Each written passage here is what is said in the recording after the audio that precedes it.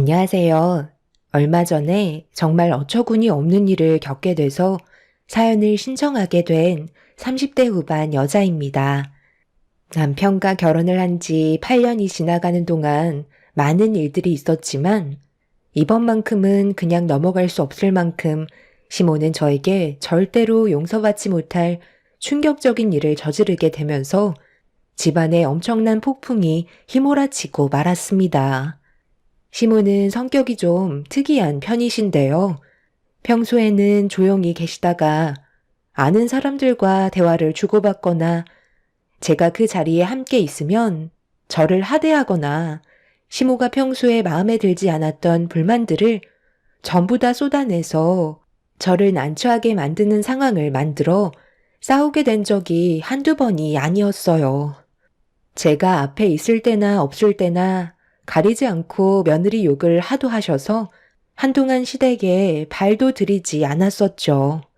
그런데 단둘이 있거나 가족들끼리만 모임을 가질 때는 상당히 조용하고 순한 양으로 변해 있으시니 시모의 성격을 알다가도 모르겠더라고요. 시댁 식구들이 시모한테 그런 성격 좀 고쳤으면 좋겠다고 몇 번이나 쓴소리를 하고 지적을 해도 그때뿐 변하는 건 하나도 없었습니다. 그렇게 많은 스트레스를 받으면서 시댁 식구의 며느리로 살아온 지 8년이나 되었던 거죠. 얼굴 안 보고 살겠다는 말도 수십 번은 한 것 같지만 절대 그러지 않겠다. 그냥 평생 입을 닫을 테니 최대한 좋게 풀었으면 한다고 저를 설득하셨어요.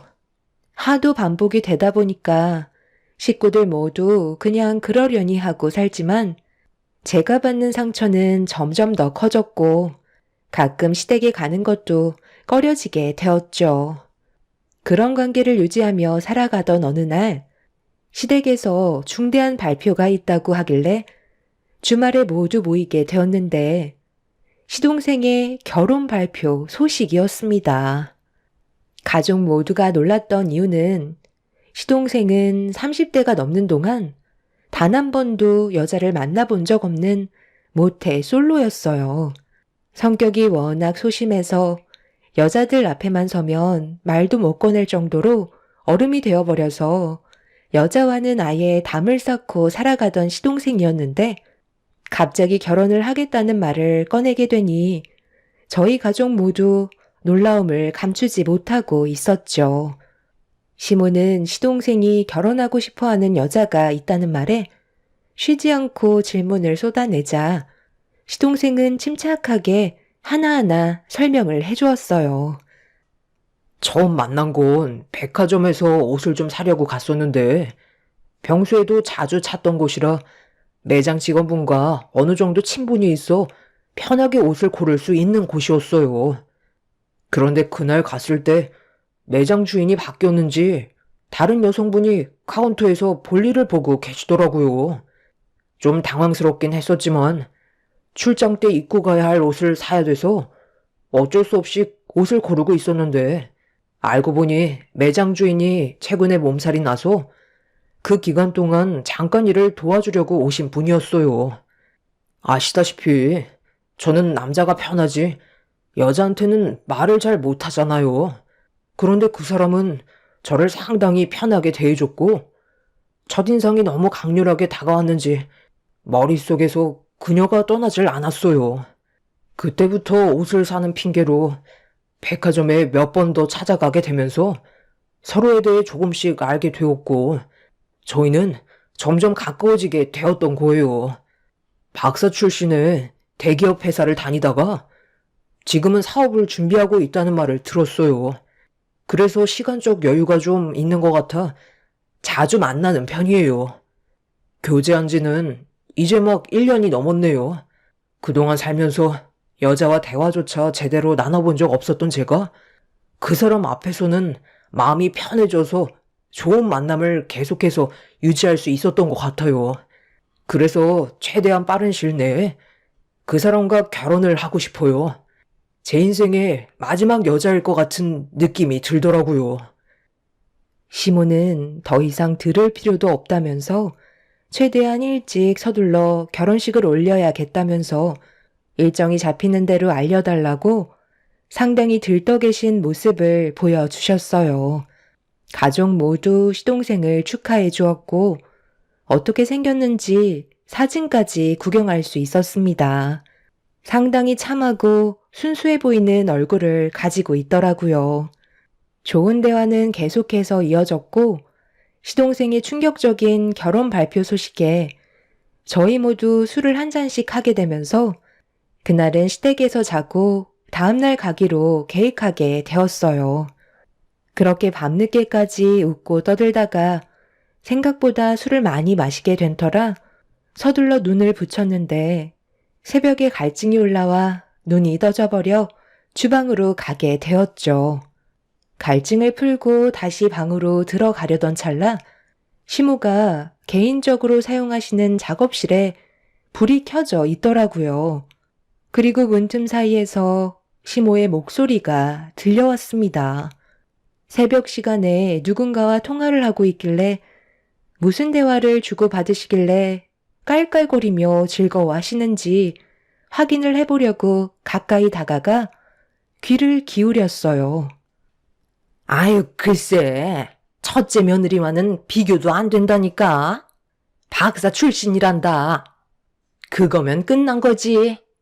여자도 만나본 적 없던 내 아들한테도 짝은 분명 있었다는 거야. 나는 평생 혼자 살다 노총각으로 세월 다 보낼 줄 알았어. 얼마나 걱정했는데. 지금 다들 자고 있으니까 걱정 안 해도 돼. 내가 왜 이 시간에 전화를 했겠니? 입이 근질거려서 죽는 줄 알았다. 나도 이제 정 좀 붙일 며느리가 생겨서 얼마나 좋은지 몰라. 하나밖에 없던 며느리와 그동안 살면서 얼마나 많이 힘들었었는데 내가 이 나이 먹고 걔 눈치 봐야 되겠니? 내가 지보다 어른인데 싫은 소리 좀 할 수 있는 거 아니야? 작은 아들이 결혼만 해봐 아주. 국물도 없을 거야. 박사 출신이니까 나랑은 대화도 잘 통할 거 아니야?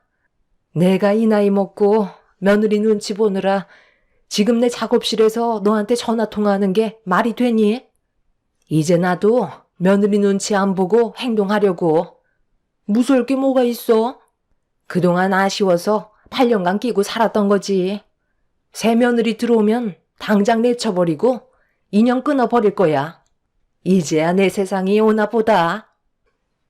그새를 못 참고 시모는 지인분께 전화를 해서 제 욕을 하고 있었어요. 정말 어이가 없었고 화가 머리끝까지 올라와 버린 상태였죠. 차라리 못 들었으면 말을 안 하겠는데 시모는 새 며느리가 들어오는 순간 저를 막대할 생각을 가지고 계신다는 게 너무 화가 치밀어 올랐죠.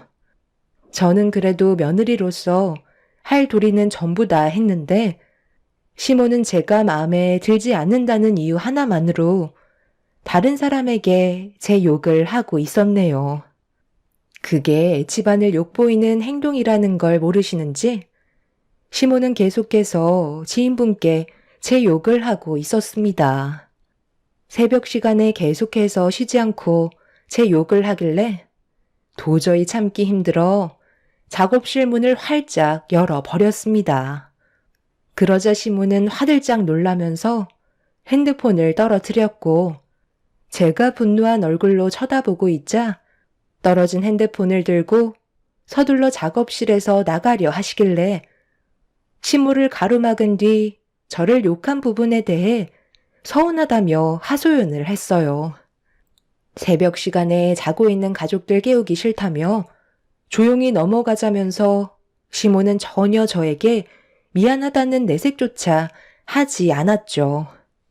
가로막아선 저를 강하게 밀치시더니 친구랑 통화도 제대로 못한다면서 오히려 더 화를 내셨어요.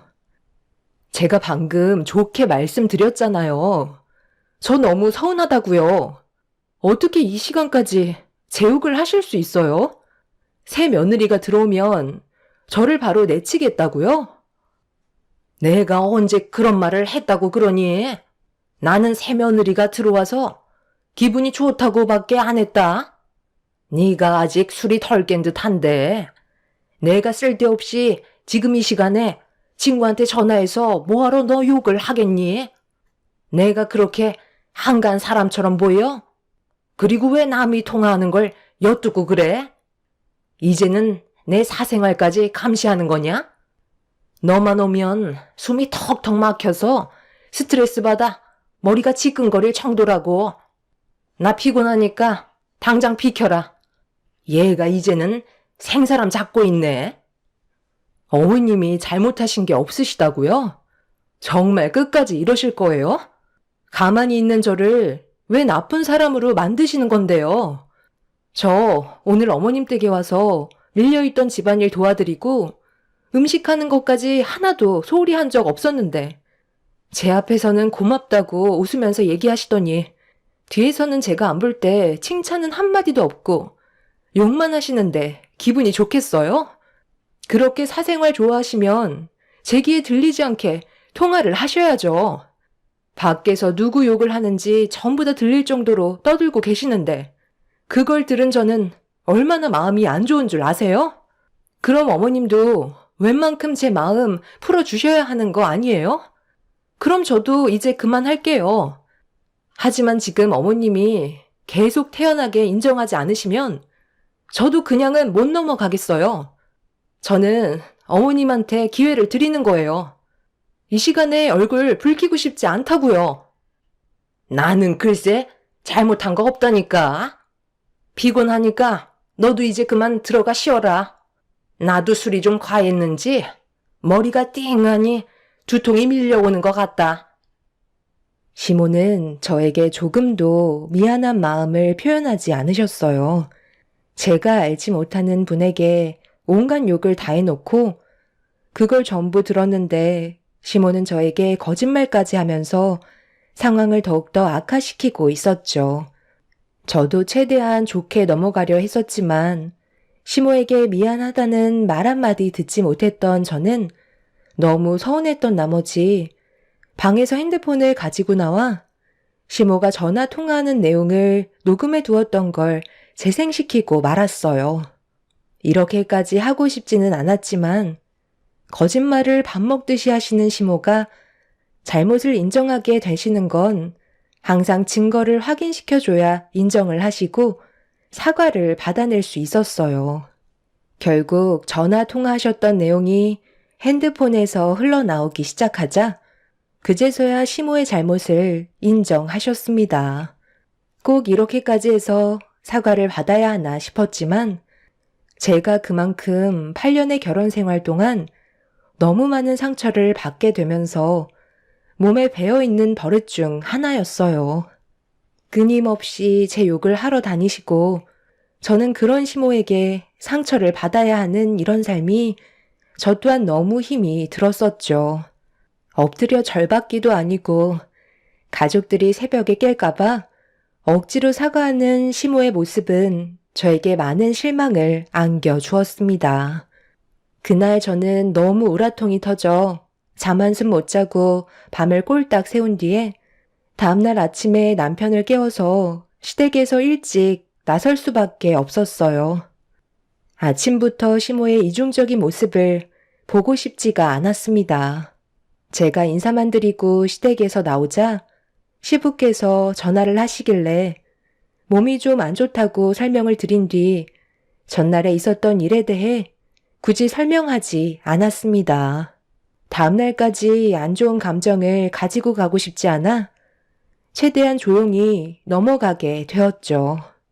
남편은 도대체 무슨 일이길래 아침 일찍부터 서둘러서 나와야 하냐고 물어보아서 전날에 있었던 일에 대해 설명해 준 뒤 한동안 시댁에는 가고 싶은 마음이 없을 것 같다고 얘기했어요. 어떤 일이 있었는지 대충 알게 된 남편은 그제서야 이해했다는 듯 저에게 더 이상 물어보려 하지도 않았고 저희는 그렇게 한동안 시댁에 가지 않았습니다. 한 달의 시간이 지났을 때 시동생이 남편한테 전화를 했어요. 돌아오는 주말에 결혼하고 싶은 여자를 인사시키고 싶다며 저희 부부도 함께 참석해 주길 부탁했어요. 시동생의 결혼 문제는 중요한 일이기 때문에 저희도 당연히 참석을 해야 했어요.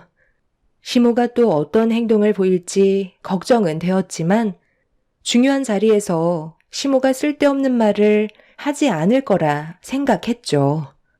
이번 결혼이 무산이 된다면 시동생에겐 두 번 다시 여자가 없을지도 모를 정도로 상당히 중요한 자리이기 때문에 시모도 최대한 입을 조심하시는 게 당연했습니다.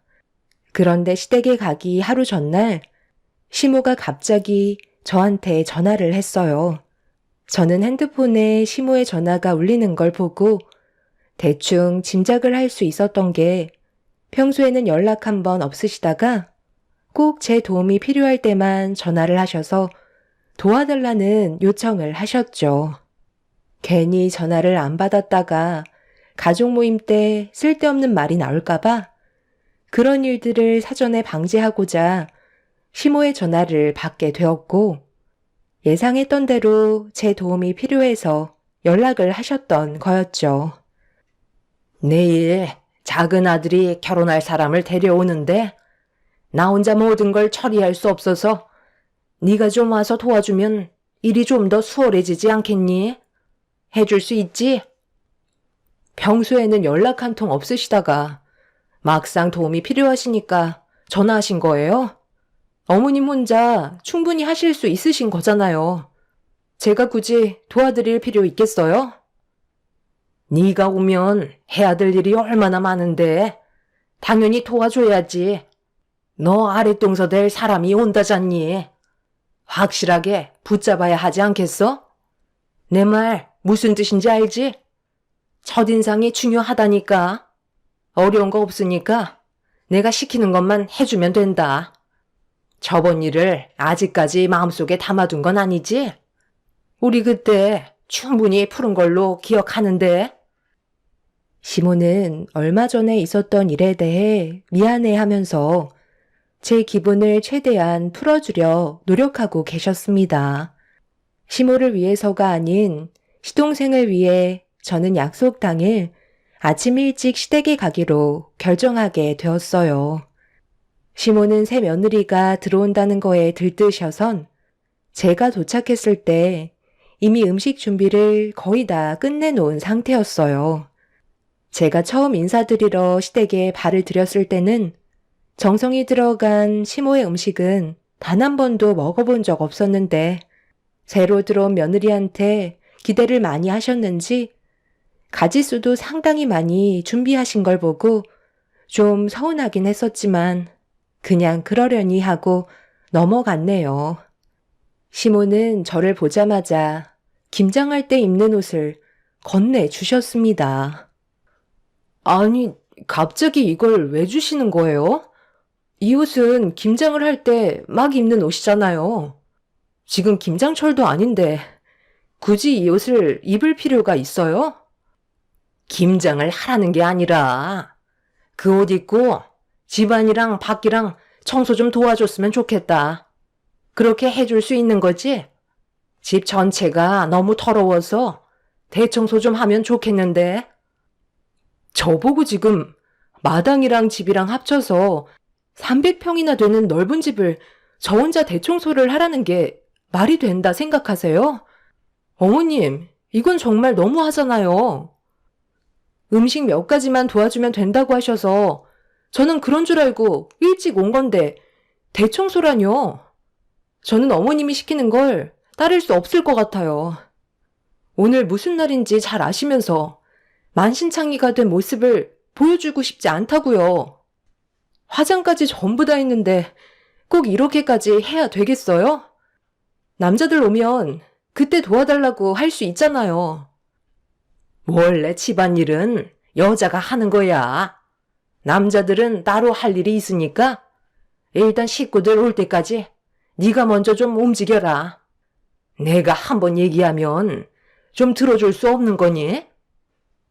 시모는 시간이 없다며 최대한 빨리 서둘러 주길 바라셨어요. 너무 황당하고 어이가 없어 헛웃음밖에 안 나오더라고요. 마음 같아선 당장 시댁에서 나오고 싶었는데 몇 시간 뒤면 시동생이 결혼할 여자를 데려오기 때문에 어쩔 수 없이 움직일 수밖에 없었습니다. 남편이 애들을 데리고 시댁에 오기 전까지 집안 청소를 할 수밖에 없었어요. 시부는 교대 근무를 하시기 때문에 퇴근을 하시려면 아직 몇 시간이 더 남아있는 상태였죠. 결국 저는 시모가 건네주신 옷을 입고 300평이나 되는 집을 혼자서 청소하기 시작했어요. 정말 다행인 건 여름이 아니라서 마당일은 크게 손볼 건 없었는데 집안은 해야 될 일거리가 산더미처럼 쌓여 있었죠. 시모는 그동안 청소에는 신경도 안 쓰셨는지 먼지가 수북했고 손댈 곳이 정말 많이 보였습니다. 그러다 보니 어느새 저는 온몸이 땀으로 뒤덮이게 되었네요. 시모는 시간 없다며 최대한 빨리 서두르라며 재촉하셨지만 어느 순간부터 이게 뭐 하는 건가 싶더라고요. 시댁 집안의 며느리가 들어온다는데 제가 왜 대청소를 하고 있는지 이해할 수가 없었습니다. 해도 끝이 보이지 않는 집안 청소에 한계를 느끼고 있는데 갑자기 현관 비밀번호가 눌리는 소리가 들리더라고요. 남편이나 시부일 거라 생각했던 저는 급하게 달려가 현관문을 열었는데 저와 마주친 건 남편과 시부가 아닌 시동생과 예비 동서였습니다. 구질구질한 모습으로 두 사람과 대면한 저는 급하게 몸을 숨겨 방 안으로 들어갔고 시모가 시동생과 예비 동서가 들어온 걸 보고 반갑게 맞아주고 계셨어요. 방 안으로 들어온 저는 거울을 봤는데 얼굴은 땀이 한가득 흘러내려 화장은 전부 다 지워져 있는 상태였고 김장할 때 입었던 옷이라 여기저기 얼룩도 많은데 머리까지 헝클어져서 몰골이 말이 아니었습니다. 첫 대면하는 자리에서 추한 모습을 보였던 게 너무 짜증이 올라왔어요. 시모는 이런 제 마음을 모르는지 빨리 나오라며 재촉을 하셨습니다. 제가 대꾸도 하지 않고 있자 시모는 방문을 두드리며 뭐하냐고 소리를 지르시길래 화장도 고치고 옷도 갈아입어야 할 것 같다고 얘기하는 순간 시모는 저에게 또다시 상처를 주고 말았어요. 뭘 볼 게 있냐면서 그냥 하던 대로 하라고 화장한 모습이나 안 한 모습이나 똑같다며 최대한 빨리 나와서 일손을 도우라는 말을 거침없이 꺼내셨어요. 구질구질한 모습으로 첫 대면하게 된 것도 상당히 짜증이 나는데 시모는 시동생과 예비 동서가 보고 있는 상태에서 저를 함부로 대했다는 거에 점점 화가 치밀어 올랐죠. 속이 부글부글 끓어올랐지만 최대한 감정을 억누르며 화장을 고친 뒤 옷을 갈아입고 나왔어요. 시동생과 예비 동서는 자리에 앉아 있었고 시모와 즐거운 대화를 이어나가고 있었습니다. 좀 전에 보여주고 싶지 않았던 모습으로 마주해서 그런지 얼굴을 제대로 못 쳐다보겠더라고요. 시모는 그런 저를 보며 꼴값 떤다며 식구들 모이기 전에 간단하게 요기할 것 좀 내오라고 명령을 하셨습니다. 시동생은 저에 대해 소개를 해주었고 예비 동서는 자리에서 일어나 저에게 인사를 건넸어요. 그런데 앉아있던 시모가 예비 동서에게 신경 쓰지 말라면서 우리 집 8년차 전담 청소부라며 온갖 험한 일은 혼자 다 할 수 있다고 필요할 때 불러서 쓰기 딱 좋다는 말을 꺼내셨어요. 순간적으로 얼굴이 붉어지자 시동생은 제 눈치를 살피면서 시모에게 입조심하라고 눈치를 주고 있는데 시모는 아랑곳하지 않고 한마디를 더 하셨어요. 왜? 내가 뭐 잘못했니? 틀린 말 한 것도 아닌데 눈치 볼 게 뭐가 있어? 나는 이제 며느리는 우리 박사 둘째 며느리 하나뿐이다. 쟤는 우리 집안 가정부나 다름없으니까 시킬 거 있으면 언제든지 전화해서 부려먹으면 된다. 너희 둘이 결혼식 끝나면 집들이도 할 거 아니야? 그때 이용해 먹으면 딱 좋겠네.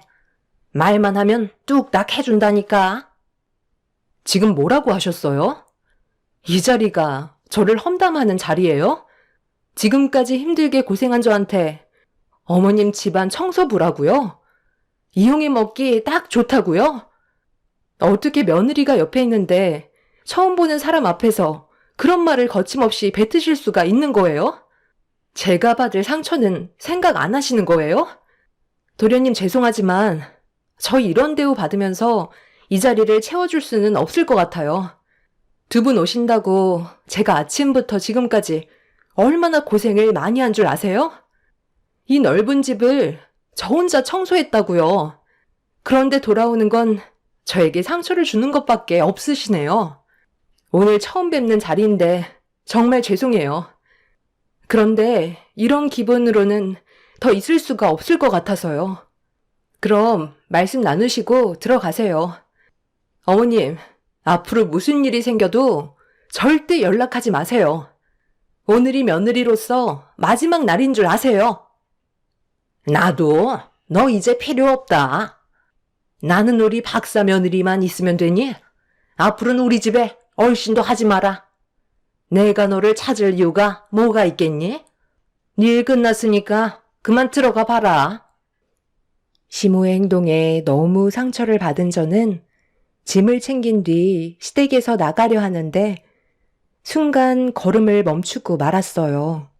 예비 동서가 어디에서 많이 본 듯한 얼굴이길래 다시 예비 동서의 얼굴을 보려고 고개를 돌리는 순간 저와 눈이 마주친 예비 동서는 제 눈을 피하고 있었어요. 천천히 걸음을 옮겨 예비 동서 앞으로 다가가 다시 얼굴을 확인해 보는 순간 갑자기 자리에서 일어나더니 저에게 머리를 조아렸고 정말 오래간만에 뵙는다면서 어색한 웃음과 함께 불안한 표정을 보이고 있었죠. 그 모습을 빤히 보고 있던 저는 그제서야 예비 동서가 누군지 알아차릴 수 있었습니다. 너무 놀란 저는 입을 다물지 못했고 시모와 시동생은 어리둥절한 표정으로 저와 예비 동서를 번갈아 가며 쳐다보고 있었어요. 저도 너무 당황스러웠던 순간이라 지금의 상황을 어떻게 대처해야 할지 몰라 난처해하고 있는데 예비 동서가 천천히 뒷걸음질을 치더니 정말 죄송하다며 90도로 인사를 건넨 뒤 다시는 제 앞에 나타나지 않겠다고 급하게 현관문을 열어 순식간에 도망을 쳐 버렸어요. 그녀가 도망칠 거라곤 전혀 생각하지 못한 상태라 그 모습을 멍하니 바라보고 있었고 시모는 둘이 무슨 사이이길래 예비 동서가 정색을 하면서 도망쳤냐고 저에게 화를 내기 시작했어요. 시동생은 그녀를 급하게 따라갔지만 이미 자취를 감춘 상태였습니다. 전화도 받지 않는다며 시동생의 얼굴은 노랗게 변해버린 상태였어요. 그 사이 교대 근무를 마친 시부와 아이들을 데리고 남편이 시댁으로 들어왔습니다. 집안이 난리가 난 모습을 보고 남편과 시부가 무슨 일이 있었냐고 물어보고 있는데 갑자기 시동생이 다들 조용히 좀 해달라며 목소리를 높였어요. 그런 모습 처음이라 가족 모두 시동생을 바라보고 있는데 갑자기 털썩 주저앉더니 그녀가 전화기에 전원을 꺼버린 상태라며 울상을 하고 있었습니다. 예상했던 대로 흘러가는 걸 보고 저는 한숨을 내쉬었네요. 전화기 전원을 꺼버렸어요. 이제 어떡하죠? 세종씨가 잠적해버리면 저는 정말 끝장이라고요. 형수, 저 좀 도와주세요. 제발 부탁드려요. 아니, 뭐가 어떻게 돌아가는 거야? 뭘 도와달라는 건데? 예, 네가 말 좀 해봐라. 왜 너를 보자마자 뒤도 안 돌아보고 도망을 친 거니? 네가 또 뭔 짓 했지? 제가 무슨 짓을 저질렀다고 그래요? 저는 아무것도 한 게 없다고요. 지금 그 여자한테 연락이 안 된다고 했죠? 도련님이 그 여자한테 당한 게 틀림없어요. 세종씨 어머님이 갑자기 쓰러지셔서 큰 수술을 받아야 하는데 사업을 준비하는데 돈을 다 써버렸다고 수중에 가지고 있는 돈이 없어 힘들어하고 있었어요. 그래서 도움을 주고 싶어 수술비를 제가 대신 주겠다고 했었죠. 원래 인사를 드리러 가려 했었는데 갑자기 일이 터지는 바람에 일단 저희 집에 먼저 인사를 드리고 세정씨 어머님이 회복을 하시면 그때 뵙기로 일정을 잡은 상태였어요. 수술 자금도 문제였지만 대출비까지 있다는 말에 어차피 결혼할 거 그게 상관없을 것 같아 도와줬는데 지금 핸드폰 전원을 꺼버린 상태예요. 어디에 살고 있는지 세정씨 어머님 병원이 어디인지 아는 건 아직 아무것도 없어요. 그 여자가 그런 수법으로 남자들한테 접근해요. 어디서 많이 본 것 같았는데 그 여자 상습범이에요. 저희 아빠한테 한두 번 잡힌 게 아니라서 경찰서에 갔을 때 몇 번이나 얼굴을 본 적이 있었거든요. 그 여자가 사기죄로 잡혀 들어왔을 때 아빠가 한 소리 한 적이 있었는데 그때 버릇없이 행동해서 저와 한 번 싸운 적이 있었거든요. 그래서 얼굴을 기억하고 있었던 것 같네요. 이번이 벌써 4번째인데 작정하고 잠적했으면 잡을 수 있을지 모르겠어요. 피해 금액이 얼마나 되죠? 시동생은 사기녀한테 된통 당한 상태였고 그 피해 금액이 1억이 넘어간다는 충격적인 말을 듣게 되었죠. 자잘하게 빌려간 돈들을 합친 금액이라곤 하지만 아무것도 모르고 있었다는 거에 참 안타까운 상황이었죠. 집안은 순식간에 난리가 나게 되었고 시모는 저에게 제발 도와달라며 싹싹 빌기 시작했어요. 아까 뭐라고 하셨죠? 어머님이 하신 말씀 가족들 앞에서 다시 한번 해보세요. 저는 이제 필요 없다면서요. 며느리가 아니라 집안일을 하는 8년차 청소부라며 막말을 퍼부으셨잖아요. 그런데 이제 와서 도와달라고요? 2번 다시 찾아오지 말라면서요. 그리고 도련님도 돈 문제는 혼자 결정하는 게 아닌 가족들과 한 번이라도 상의를 하셨어야죠. 그리고 그 여자 이름도 가명을 쓰고 있어서 잡는 건 시간이 많이 필요하다고요. 어머님이 그렇게 싹싹 비셔도 소용없어요. 저는 이미 상처를 많이 받았는데 이제 와서 도와달라고 하면 제가 기분 좋게 도와줄 수 있겠어요? 저도 어머님이 앞으로 어떻게 하시냐에 따라 아빠한테 도움을 청하든지 할게요. 아니면 그냥 경찰에 신고하세요. 천년만년 걸려도 그 여자 잡기는 쉽지 않을걸요? 오늘은 일단 저도 기분이 좋지 않으니 들어가 볼게요. 시모는 저에게 정말 미안하다면서 시동생이 사기당한 1억을 다시 되돌려받게 해달라며 애원하셨습니다. 그날 기분이 너무 좋지 않았던 저는 남편과 아이들을 데리고 일단 집으로 돌아왔어요. 마음 같아서는 그냥 모른 척하고 싶긴 했지만 또다시 사기를 치고 다니는 그 여자를 그대로 놔둔다면 또 다른 피해자가 생기는 건 뻔하기 때문에 형사인 아빠한테 전화를 해서 그 여자가 저지른 짓에 대해 설명을 해드렸어요. 4번의 범죄를 저지른 그 여자는 4번 다 전부 아빠한테 붙잡혔었어요. 그래서 이번에도 어렵지 않게 잡을 수 있을 거라 예상했었지만 시간은 상당히 소요가 되었고 몇 달 만에 그녀를 잡을 수 있었습니다. 문제는 시동생한테 뜯어간 1억은 이미 전부 다 사용을 해버린 터라 법적인 처벌 말고는 할 수 있는 게 아무것도 없었어요. 시몬은 그녀를 절대 용서하지 않겠다며 난리를 쳤지만 달라지는 건 아무것도 없었죠. 그날 이후 시부는 시모에게 입을 아예 닫고 살라며 밥 먹을 때 빼곤 입도 뻥긋하지 못하게 만드셨어요.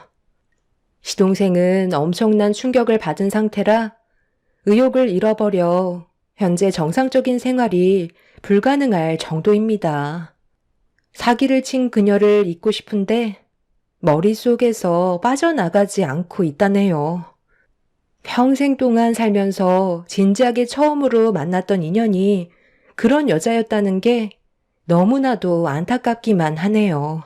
시모는 현재 쥐죽은 듯 살고 계시는데 그렇게 좋아하시는 수다를 떨지 못하시니 속병이 나셔서 집에 누워만 계신다고 합니다. 그날 이후 저도 시모한테 또다시 상처받을까봐 연락을 끊고 있는 상태예요.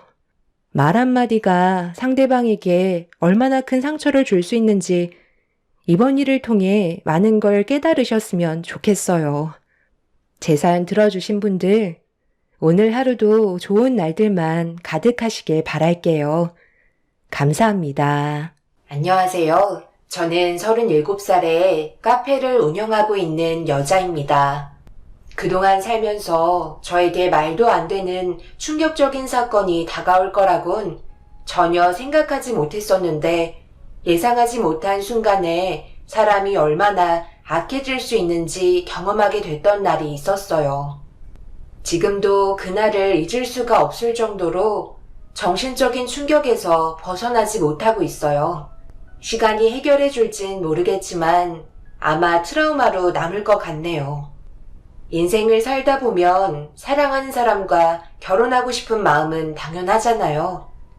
저 역시 인생을 함께하고 싶은 사람이 생겼고 처음으로 예비 시부모님 댁에 인사를 드리러 가게 되었습니다. 긴장되는 첫 만남이 시작되는 순간이었죠. 그 사람은 떨고 있는 제 손을 잡아주며 걱정할 필요 없다고 했지만 예비 시어머니와 인사를 나누며 눈을 마주쳤을 때 이상한 분위기를 느끼게 되었어요. 저를 위아래로 훑어보시면서 무언가 평가받는 느낌을 받았죠.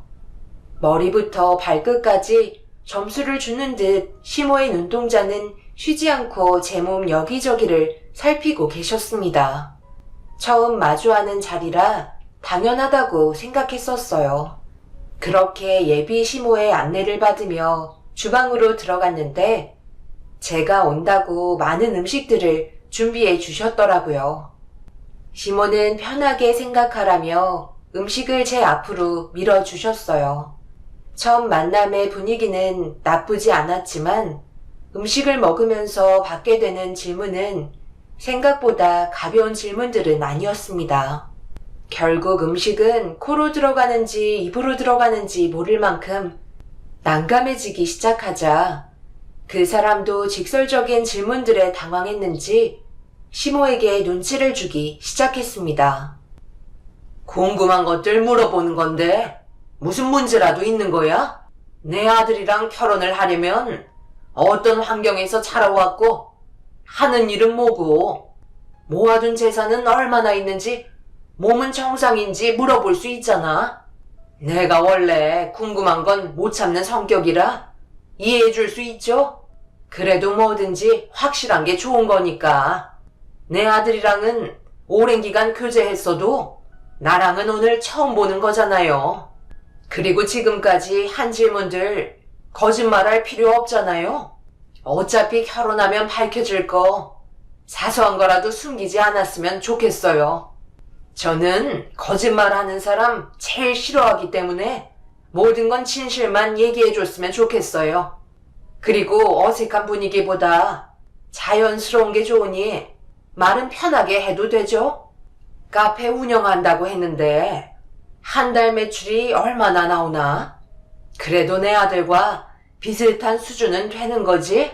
물장사라 남는 것도 많다고 들었는데 이런 거 물어보는 건 실례인가? 어차피 결혼하면 자연스럽게 알게 되는 건데 지금 한다고 해서 달라질 건 없잖아? 그래도 내 아들이 의사인데 이미지가 중요하잖아. 알려줄 수 있는 거지? 엄마, 그런 걸 지금 왜 물어봐요? 제가 버는 것보다 많이 버니까 그렇게만 알고 계세요. 자리가 좋아서 유동 인구가 많아요. 카페가 2층까지 있는데 날 더운 여름에는 손님이 꽉 찬다니까요. 그러니까 예민한 질문은 가려서 해주세요. 그래봤자 물장사이고 계절 타는 업종이잖아. 의사인 너랑은 비교 자체가 불가능하지. 돈도 많이 벌면 혼수 준비는 걱정하지 않아도 되겠네. 의사 남편 보는 게 쉬운 건 아니잖아. 기분 나쁘거나 그런 건 아니지. 내 입장 되면 충분히 그럴 수 있다고.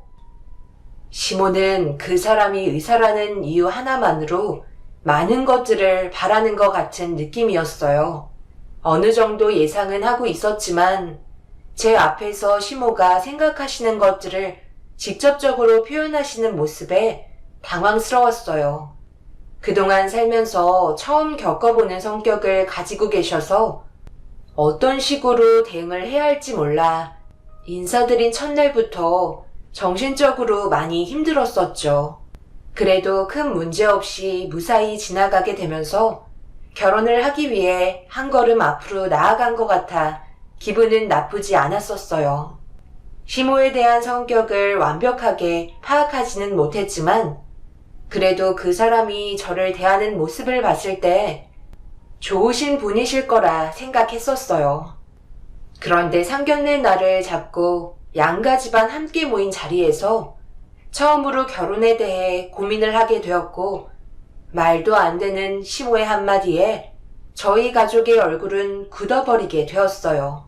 말도 안 되는 조건을 내밀기 시작하시면서 점점 목소리가 커지고 말았어요. 이게 뭔가요? 혼수 품목 리스트요? 도대체 이게 몇 장이에요? 이걸 전부 다 저희가 준비하라는 건 아니시죠? 저희가 경제적인 선에서 준비하라고 주신 건가요? 이렇게 많은 혼수 품목은 처음 봐서 좀 당황스럽네요. 그거 제가 며칠 동안 고민해서 뺄 거 빼고 딱 필요한 것만 준비한 거니 제가 건네드린 혼수 품목 리스트 안에 적혀있는 물품은 전부 다 준비해 주시면 좋을 것 같네요. 저희가 그 정도는 받아야 의사사회 보실 수 있죠. 그래도 배려해드려서 이 정도이지 원래 더 많았어요. 하도 제 아들이 옆에서 난리를 치는 바람에 저도 한 발 물러난 겁니다. 혼수 품목 전부 가능하신 거죠? 어떻게 이걸 다 준비하라는 거예요? 너무 억지 아닌가요? 아무리 의사 사이 좋다고 하지만 서로 좋아서 결혼하는 건데 의사 사이 하나 두고 지금 저희랑 장사하시는 건가요? 이건 좀 심하다고 생각되는데요. 어느 정도껏 조건을 내미셔야지. 너무 욕심이 과하신 것 같네요. 이런 식으로 무리한 제안은 결혼을 시키지 않겠다는 행동으로밖에 안 보이네요. 그럼 의사 사위 보는 게 쉬운 줄 아셨어요? 땡빚을 져서라도 8톤 트럭 정도는 꽉꽉 눌러 채워주셔야죠. 어머님, 갑자기 왜 그러세요? 제가 뭐 잘못한 거라도 있는 거예요? 이런 말도 안 되는 조건을 저희는 받아들이기 힘들어요. 그럼 결혼은 없던 걸로 해야 하지 않겠니? 나는 뭐 땅 파서 아들 의사 만든 줄 알아? 그럼 불가능하다는 거죠? 아들, 이 결혼은 없던 걸로 해야 되겠다. 나는 당연히 내 기준에 맞는 혼수 품목을 제시한 건데 받아들이기가 힘들다잖냐? 엄마는 내가 이렇게 하지 말라고 얘기했을 때 제 말을 따라준다고 하셨잖아요. 그런데 어제 저와 상의했던 것들은 전혀 달라진 게 없네요. 이런 것들이 엄마 인생에 정말 필요한 것도 아니잖아요. 소소하게 진행하자고 몇 번이나 얘기했어요. 내가 남들이 아는 기본적인 거 받으려고 너를 의사로 만든 줄 알아? 너랑 결혼하면 누가 제일 득 볼 것 같아? 내 앞에 얼굴 마주보고 앉아 계신 예비 사돈분들이다. 동네방네 떠돌아다니면서 의사 사이 얻었다고 자랑하며 다니시겠지. 그것뿐이겠어? 돈도 잘 버니까 앞으로 평생 용돈도 두둑하게 들어올 테고 어디 아프기라도 하면 네가 일하는 병원으로 달려갈 거 아니니? 이런 것들을 전부 아무런 노력 없이 무상으로 커져 먹겠다는 건 도둑심보 아니냐고. 사부인, 제 말이 틀렸나요? 그러니까 저희 집안이 도둑이라고 말씀하시는 거예요? 요즘 의사 사이가 예전처럼 대우가 좋은 줄 아세요? 어디 조선시대에서 살다가 오셨어요?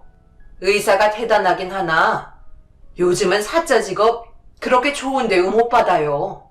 이건 저희도 받아들이기 힘들겠네요. 엄마는 더 이상 못 들어주겠다면서 자리에서 일어나셨어요. 시모의 생각 없는 제안으로 인해 엄마가 정말 많이 분노하셨죠. 혼수품을 8톤 트럭에 꽉꽉 채워오라는 것 자체가 너무 억지다 싶었죠.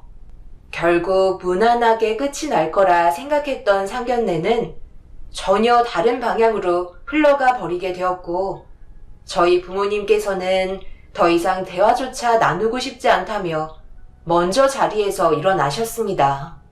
저와 예비 신랑은 어쩔 줄 몰라 하며 당황하고 있었어요. 이런 상황에서 시모는 꿈쩍도 하지 않으셨고 어떻게 해야 할지 몰라 발만 구르며 부모님을 따라갈 수밖에 없었네요. 예비 신랑은 나중에 전화하겠다며 난감한 표정을 보였지만 이미 부모님께서 그 사람을 받아줄 마음은 없으셨습니다. 엄마는 화가 머리끝까지 차오르셨는지 집에 도착하자마자 결혼은 없던 일로 하자며 완강하게 반대하셨어요. 저 또한 엄마의 말에 아무런 대답도 할 수 없을 만큼 시모 행동은 정말 충격적으로 다가왔었죠. 그리고 몇 시간 뒤 예비 신랑이 저희 집으로 찾아와 초인종을 누르며 현관문을 열어주길 기다리고 있었어요. 부모님께서도 할 말이 많으셨는지 현관문을 열어주셨고 그 사람은 눈치를 살피면서 조심스럽게 저희 집으로 들어왔어요. 내 딸이 실수한 것도 없다면서 그런 말도 안 되는 조건을 내미셨다는 건 결혼시킬 생각이 전혀 없으시다는 거잖아. 우리를 뭘로 보고 지금 그런 식으로 행동하셨는지 모르겠지만 상당히 기분 나쁜 상황이었다는 거 자네도 인정하지? 정말 죄송합니다. 전부 다 제 잘못입니다. 이런 식으로 나오실 거라곤 전혀 생각하지 못했어요. 그래서 끝까지 혼수 품목 리스트 적어오신 대로 준비하라는 거야? 내 딸이랑 결혼시킬 마음은 있다고 하신 겐가? 우리 집안이 형석 씨보다 잘 사는 건 당신도 알잖아. 그래서 더 이런 식으로 나오시는 거야? 어머님이 하신 행동은 우리 집안을 무시하는 거라고.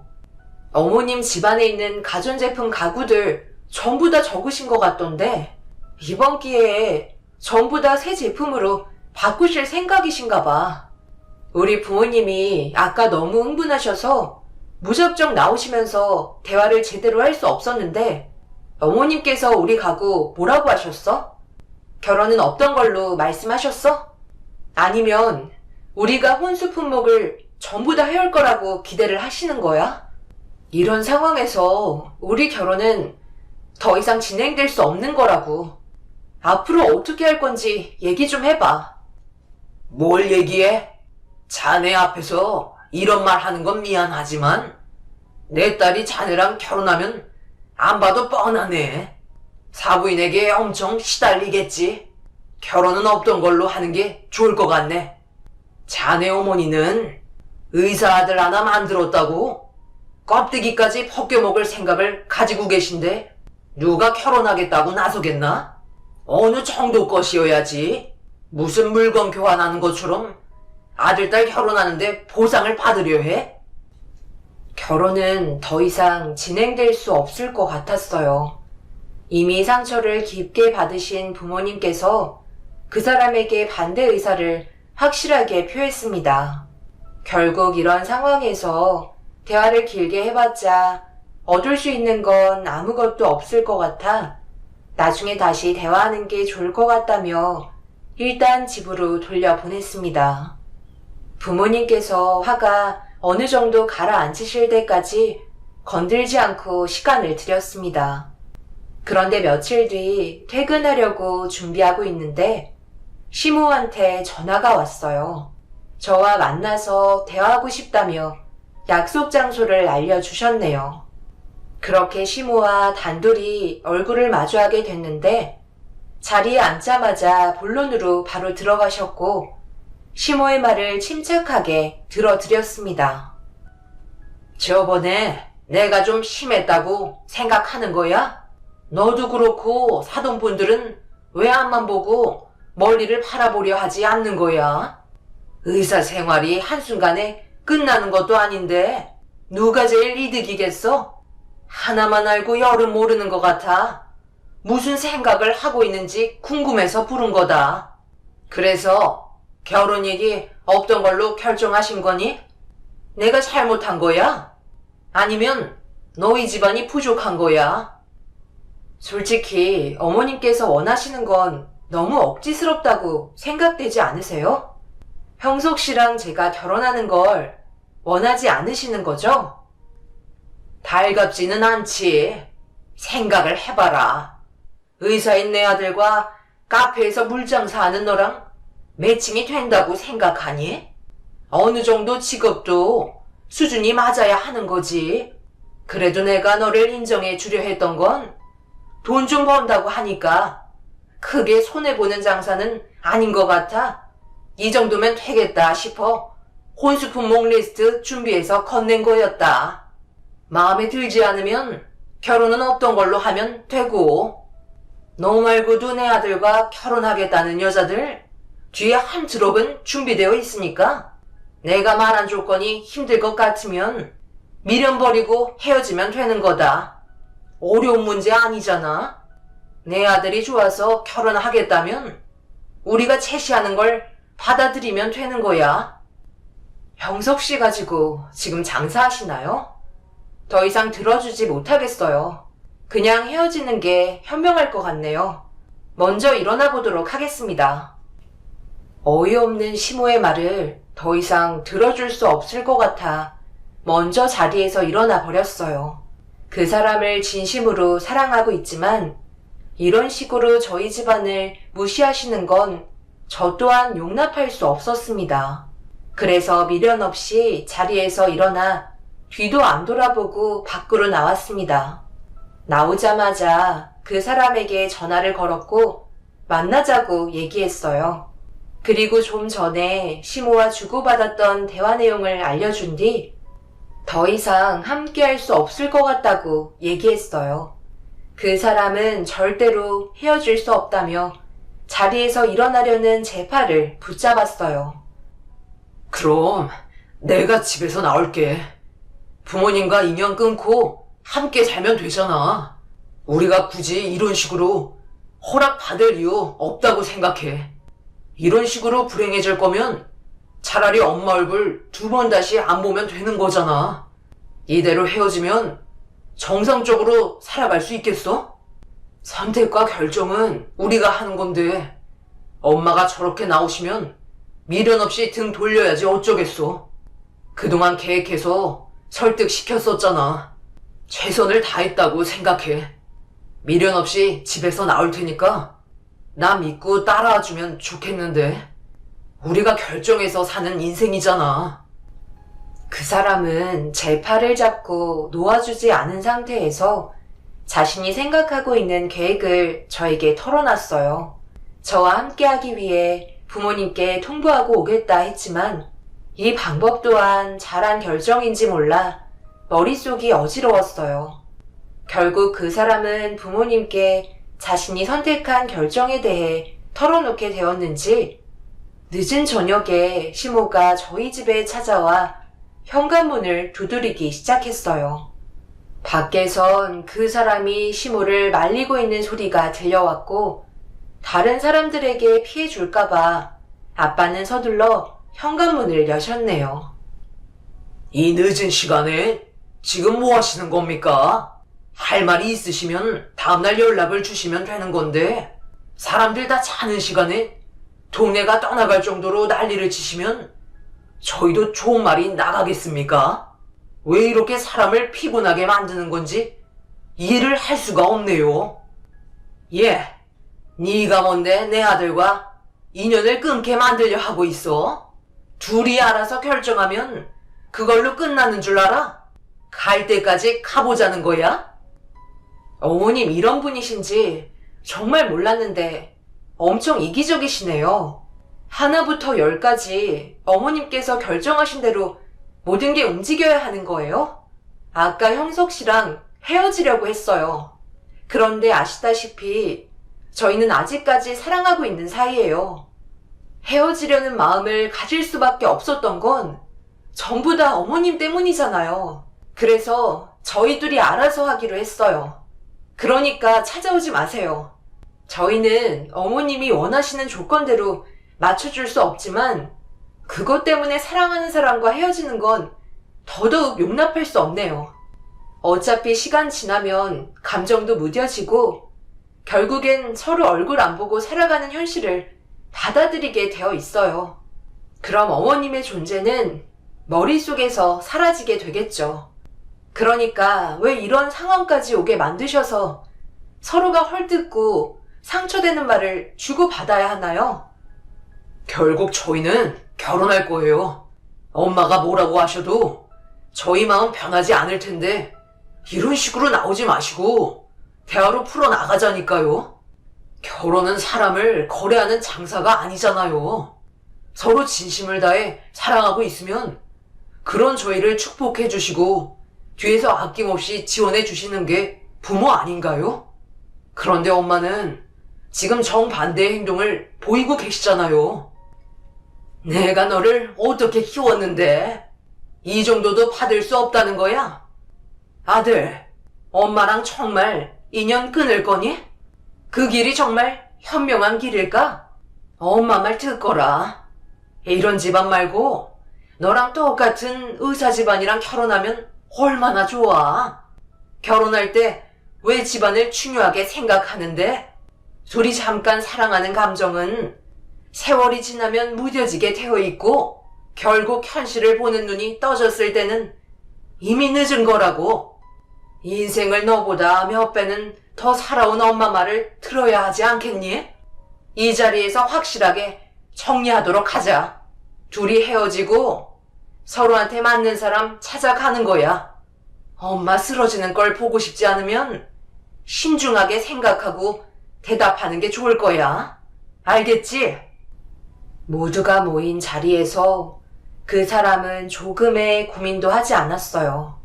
저와 무조건 결혼하겠다는 결정을 내렸습니다.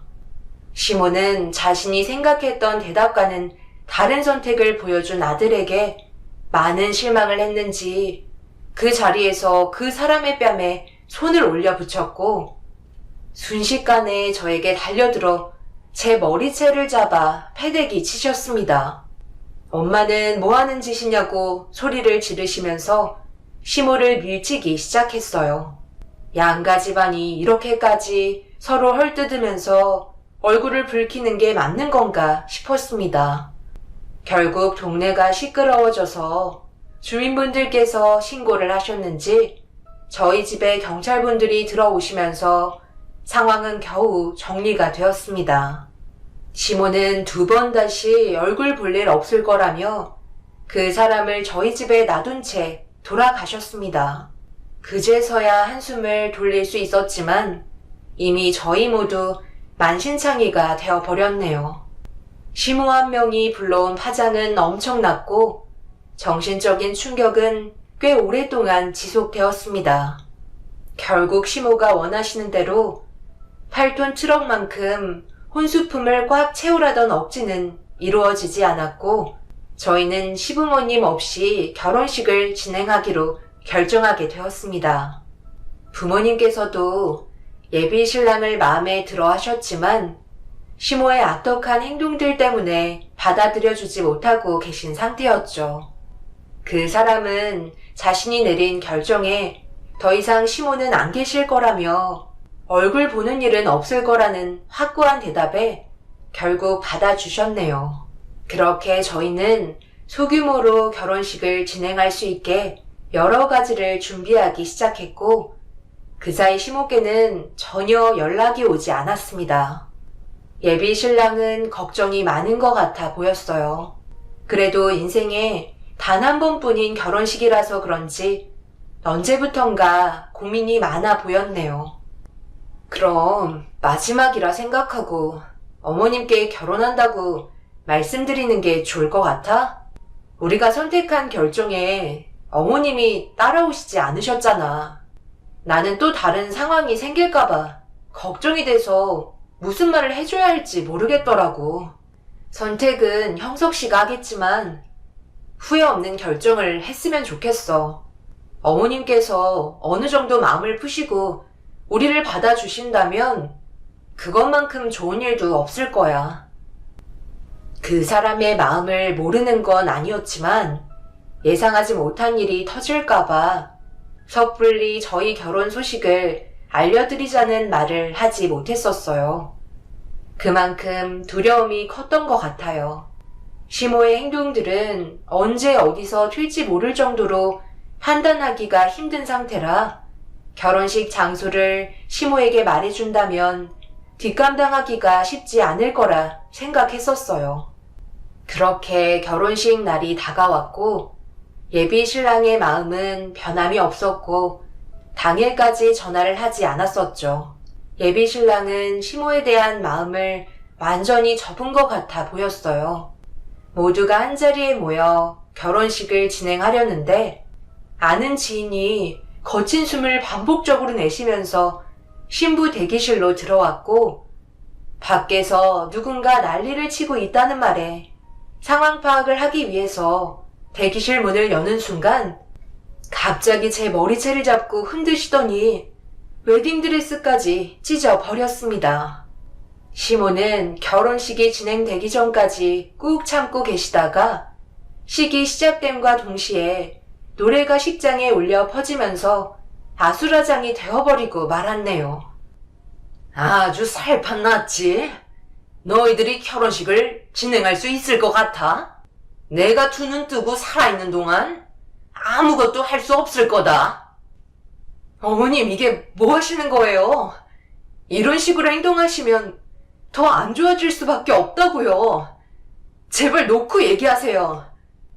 엄마, 그 전 당장 놓으세요. 여긴 어떻게 알고 찾아오셨어요?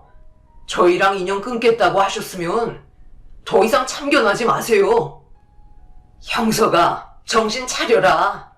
너는 이런 집안에서 살기에는 너무 아깝다고. 저 사람들에게 속고 있는 거야. 나중에 너를 이용해 먹으려만 할 거다. 왜 엄마 말은 단 한 번도 들으려 하지 않니? 나중에 땅을 치고 후에야 그때 돼서 엄마가 했던 말이 옳았다는 걸 깨달을 거야? 너의 실수는 엄마가 다 용서해 줄 테니까 우리 이제 그만하고 집으로 돌아가자. 엄마랑 이렇게 인연 끊는 건 안 되는 거라고. 내가 너를 구해줄 테니 걱정하지 말고 엄마 옆으로 오거라. 우리 예전처럼 행복하게 살아야지. 시모의 상태는 뭔가 이상해 보였어요. 그 사람은 시모가 머리채를 잡고 놓지 않고 있는 모습을 보고 경악을 하며 급하게 달려와 저를 분리시켜 주었어요. 그런데 시모는 예비 신랑이 손을 잡고 무작정 밖으로 나가려고만 하시길래 저도 더 이상은 참을 수 없을 정도로 분노하는 바람에 이런 식으로 해봤자 좋아질 거 하나 없고 결혼식은 무조건 진행될 거라면서 그 사람의 팔을 붙잡았어요. 그 사이 부모님께서 달려오셨고 3시간에 걸쳐 힘들게 만들었던 헤어스타일을 전부 헝클어진 상태로 만드셨는데 거기에서 끝난 게 아닌 웨딩드레스까지 전부 다 찢어놓은 상태라 그 피해는 엄청 났었습니다. 아빠는 더 이상 참을 수 없었는지 시모를 밀치면서 몸싸움이 벌어지기 시작했어요. 뒤늦게 따라오신 시부가 옆에서 죄송하다며 말리고 계셨지만 처참하게 변해버린 저를 보신 아빠는 이성을 되찾기에는 이미 늦어버린 상태였네요. 결혼식장에 그 누구의 말도 귀에 들어가지 않았어요. 예비 신랑과 주변 사람들의 도움으로 아빠를 겨우 진정시킬 수 있었고 시모는 분노한 아빠의 모습을 보고 많이 놀라셨는지 결혼식은 다 망쳐놓으시곤 급하게 도망가셨네요. 결국 결혼식을 제대로 진행할 수 없을 만큼 사태가 심각해진 상태라 결혼식을 취소하려고 했는데 엄마는 여기에서 그만두면 시모가 계획한 대로 이루어지는 거라며 관계자와 만나 상담을 시작했어요. 그리고 잠시 뒤 헝클어진 머리를 급하게 재정비해줄 스타일리스트와 웨딩업체 매니저가 새로운 드레스를 가져다 주셔서 겨우 결혼식을 끝내게 될 수 있었습니다. 그런데 아빠는 결혼식이 끝나고 나서 누군가에게 심각한 표정으로 전화를 하고 계셨어요. 모든 상황을 정리하고 저희는 집으로 돌아가려는데 아빠가 갑자기 어떤 사람을 만나 어디론가 향하기 시작했고 그 모습을 발견했던 저는 아빠를 외쳐 불렀지만 듣지 못하셨는지 처음 본 사람의 차에 올라타셨어요. 저는 뭔가 느낌이 좋지 않아 남편에게 이 사실을 알린 뒤 아빠가 올라탄 큰 차를 가리키며 쫓아가봐야 할 것 같다고 설명해주면서 남편이 운전하는 차에 엄마와 함께 올라탄 뒤 아빠를 쫓아갔습니다. 그렇게 한참 동안 달려가고 있었는데 익숙한 동네에 도착을 했어요. 그런데 아빠가 타고 있던 차량이 정차한 곳은 시모의 집 앞이었습니다. 도대체 뭐 하시는 건지 몰라 저희도 서둘러 차에서 내렸는데 시모가 아빠를 발견하시고 현관문을 열며 걸어 나오셨고 가까이 다가오는 시모를 마주한 순간 엄청난 일이 벌어지고 말았습니다. 아빠가 트럭에 달려있던 거대한 호수를 들더니 시모의 얼굴 앞에 들이댔고 저희는 아빠의 돌발 행동에 뭐 하시는 거냐며 소리치면서 가까이 다가갔어요. 그런데 가까이 다가가면서 느껴지는 이상한 냄새는 불쾌할 정도로 코를 자극했고 남편의 입에서 나온 한마디는 제 얼굴이 사색이 될 정도로 충격을 안겨주었네요. 저는 그만하시라며 아빠를 향해 소리쳤어요. 아빠, 그만하세요. 저희 결혼했잖아요. 우리만 행복하게 잘 살면 되는데 굳이 이렇게까지 할 필요는 없어요. 그 버튼을 누르는 순간 돌이킬 수 없게 된다고요. 저는 아빠한테 불이익이 가는 건 원하지 않아요. 그러니 그 버튼 누르지 마세요. 어머님은 뭐 하세요? 그동안 하신 행동들에 대해 용서를 구하시라고요. 온몸에 분유를 뒤집어 쓰고 싶으세요? 뭐라고? 저 트럭이 분유 차라는 거야? 어쩐지 고약한 냄새가 나더라니. 저도 정신적으로 얼마나 힘들었으면 결혼식에서 그 난리를 피웠겠어요. 저 좀 이해해 주세요. 충분히 반성하고 있으니 호수 내려놓으시고 저희 말로 하면 안 될까요? 말로 하자고? 그럼 그쪽은 내 딸과 대화로 풀어나갔어? 얼굴 보자마자 머리채 잡고 드레스까지 찢어 놓았으면서 분유를 머리에 뒤집어 쓰고 싶지는 않나 봐. 내가 왜 이 분유 트럭을 빌렸을 것 같아? 그쪽이 분유보다 못한 행동을 저질렀는데 이 정도는 각오해야 되는 거 아니야? 부모가 돼가지고 자식이 잘 될 수 있게 뒤에서 응원은 못 해줄 망정 마음에 상처나 주고 자신의 이득만 중요하게 생각하는 그쪽은 분유도 아까울 정도로 인성이 바닥인 사람이야. 두 번 다시 우리 앞에 나타나지 않겠다고 확실하게 말하지 않으면 바로 얼굴에다 분유를 덮어 씌워주겠어. 뭐하고 있어? 대답 안 할 거야? 두 번 다시 오지 않겠다는 말을 하라니까? 아빠는 시모의 얼굴에 분유 호수를 들이밀며 조금이라도 마음에 들지 않는 행동을 보일 시 버튼을 누르려 하고 계셨어요. 시모는 이성을 잃어버린 아빠의 눈빛을 보고 겁에 질렸는지 두 번 다시 나타나지 않겠다며 아빠가 시키는 대로 움직이고 계셨습니다.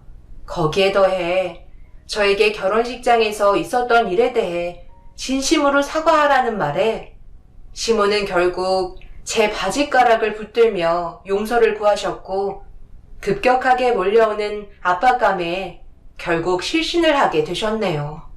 분유를 얼굴에 뒤집어 쓰고 싶지 않아 어쩔 수 없이 아빠의 요구를 계속해서 들어주셔야만 했어요. 엄마는 그런 시모의 행동들을 전부 영상으로 녹화해 두었습니다. 그렇게 겨우 상황이 정리가 된 뒤에야 저희는 한숨을 돌릴 수 있었네요.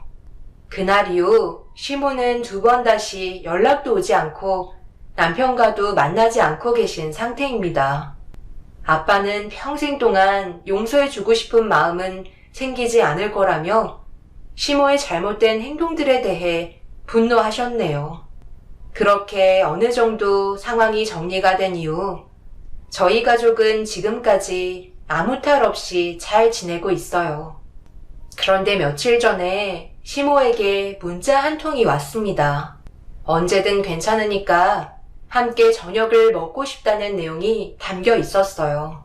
지금 현재 아무에게도 말하지 않은 상태이고 앞으로 어떤 식의 행동을 보여드려야 할지 고민이 돼서 여러분들의 의견을 들어보고 싶네요. 아빠에게 이 사실을 말하는 건 좋은 방법이 아닌 것 같아 고민하다 보니 저 혼자만 알게 되었는데요. 인생 선배님들께서 앞으로 어떤 식의 처신을 해야 지혜로운 방법인지 알려주시면 정말 감사하겠습니다. 제 사연을 들어주신 여러분들 언제나 행복하시고 어려운 이 시기에 조금만 더 힘내시길 바랍니다. 감사합니다. 안녕하세요. 파주에 살고 있는 40대입니다. 누구든 힘들지 않은 인생이 어디 있겠냐만 전 어려서부터 힘든 삶을 살았어요. 부모님을 일찍 여의고 할머니 손에서 자랐던 저는 어려선 부모님이 없다고 놀림을 받았고 형편도 여유 있지 않다 보니 하루하루가 암흑 같았어요. 그래서 그런지 하루라도 빨리 나이가 먹어 이르래 내 손으로 돈을 벌고 싶었던 게 목표였죠.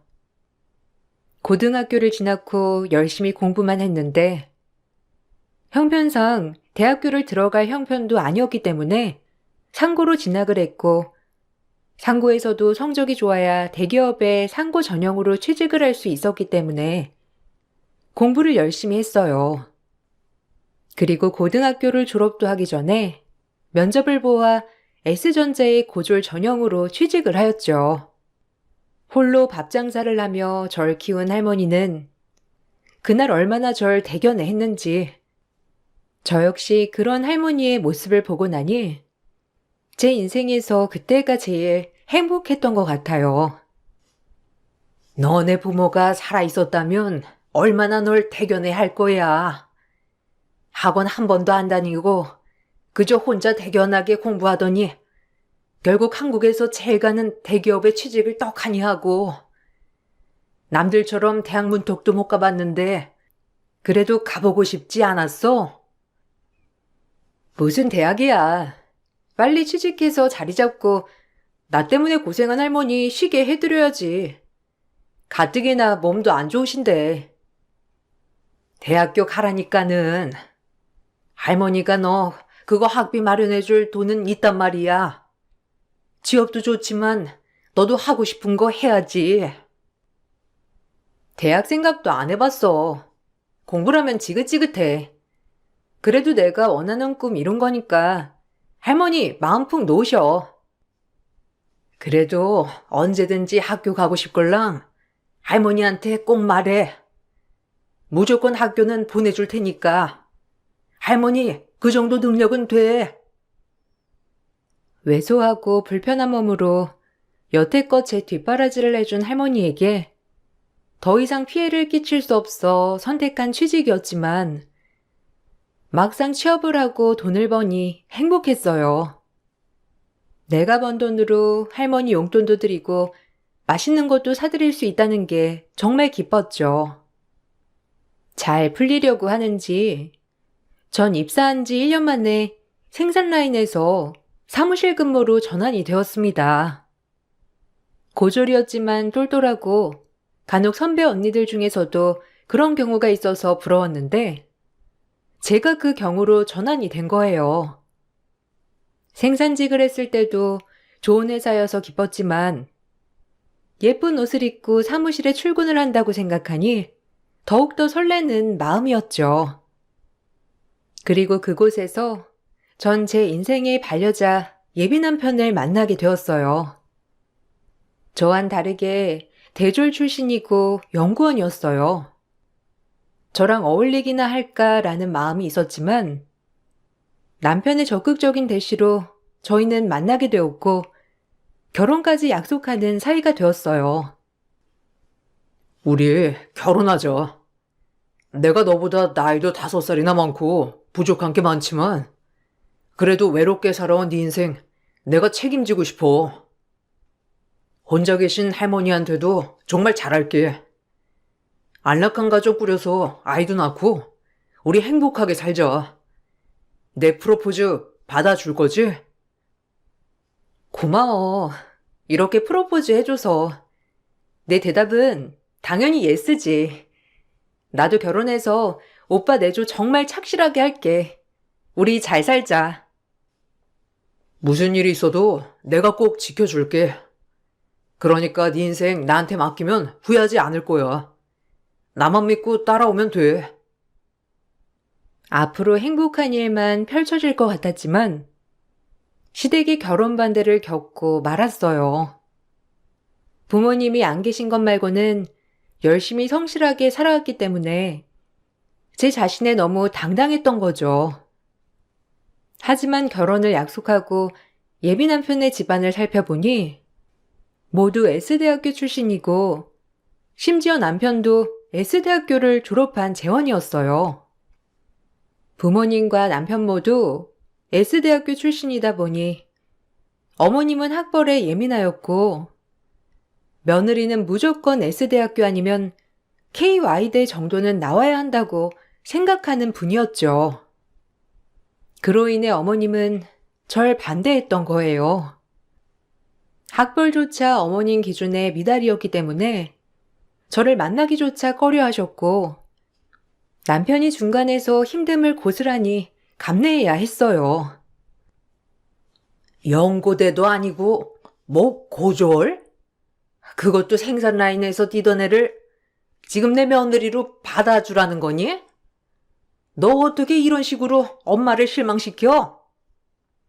내가 너 명문대학교 보내려고 갖은 노력을 했는데 그게 왜 그런 줄 알아? 그물에서 놀라고 그랬던 거야.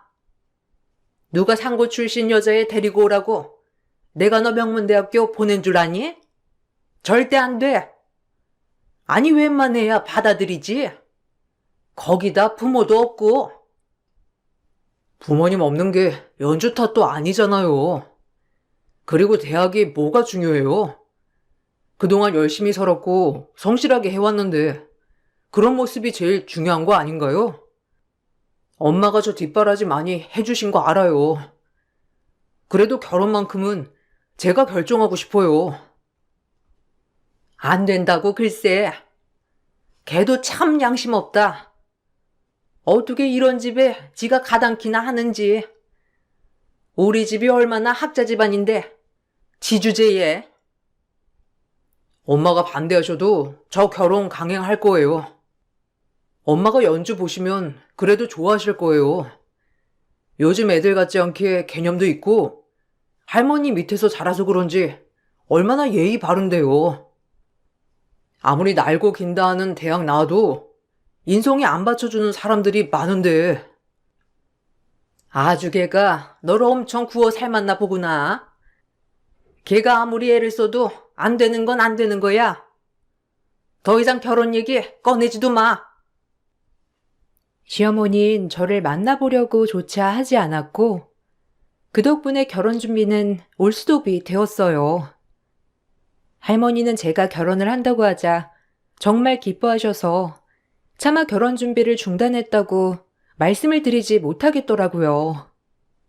남자친구를 위해서도 헤어져야 하나 싶은 마음이 들어 이러지도 저러지도 못했을 때 고맙게도 남자친구는 절 사랑한다며 그런 저를 잡아주며 저에게 더욱더 확신을 주었고, 남자친구만 생각한다면 어려서부터 부모도 없이 자라 외롭게 큰 저에게 선물 같은 사람이라는 생각이 들었어요. 지금 당장은 엄마가 반대하시지만 꼭 허락하실 거야. 일단 이번 주말에 집에라도 먼저 놀러 가자. 막상 보시면 진짜 좋아하실 거거든. 우리 엄마 그렇게 모질지 못하셔. 너처럼 착하고 예의 있는 애 보면 무장해제 되실 거니까 걱정 붙들어 매. 그래도 천천히 시간을 갖고 생각해 봐야 하는 거 아니야? 무작정 가면 정말 싫어하실 것 같은데. 가뜩이나 나 마음에 안 들어 하시잖아. 어머님, 아버님 전부 S대학교 나왔는지 몰랐어. 그러니 고졸 출신인 며느리가 가당키나 하겠어? 그게 뭐가 중요해? 지금 네가 열심히 살고 성실하게 살아온 게 제일 중요하지. 내가 너랑 살 건데 엄마 아빠가 무슨 상관이야? 학력에 대해 정말 신경 쓰지 않아도 돼. 오히려 난 나처럼 엘리트 코스를 밟아온 것보다 너 혼자 힘으로 여기까지 온 게 더 대단해 보여. 어른들은 그게 아닐 거야. 그래도 일단 결혼을 하려면 부딪혀야 되는 건 맞으니까 열심히 한번 부딪혀 보자. 남편의 설득에 저 역시 시어머니를 같이 설득해 보면 좋겠다라고 생각을 하게 되었고, 그 주 주말 남편네 집에 방문을 하게 되었습니다. 하지만 시댁에 도착하자마자 전 다시 한번 좌절감을 맛볼 수밖에 없었어요. 이런 게 현실인가 싶었죠. 어려서 제 자신만 당당하다고 생각하면 되는 줄 알았는데, 이것이 현실이라는 생각에 더욱더 마음이 아파오기 시작했어요. 엄마, 제가 말했던 연주예요. 그래도 이렇게 만나서 인사하고 얘기 나누면 좋을 것 같아서 데리고 왔어요. 연주야, 인사해.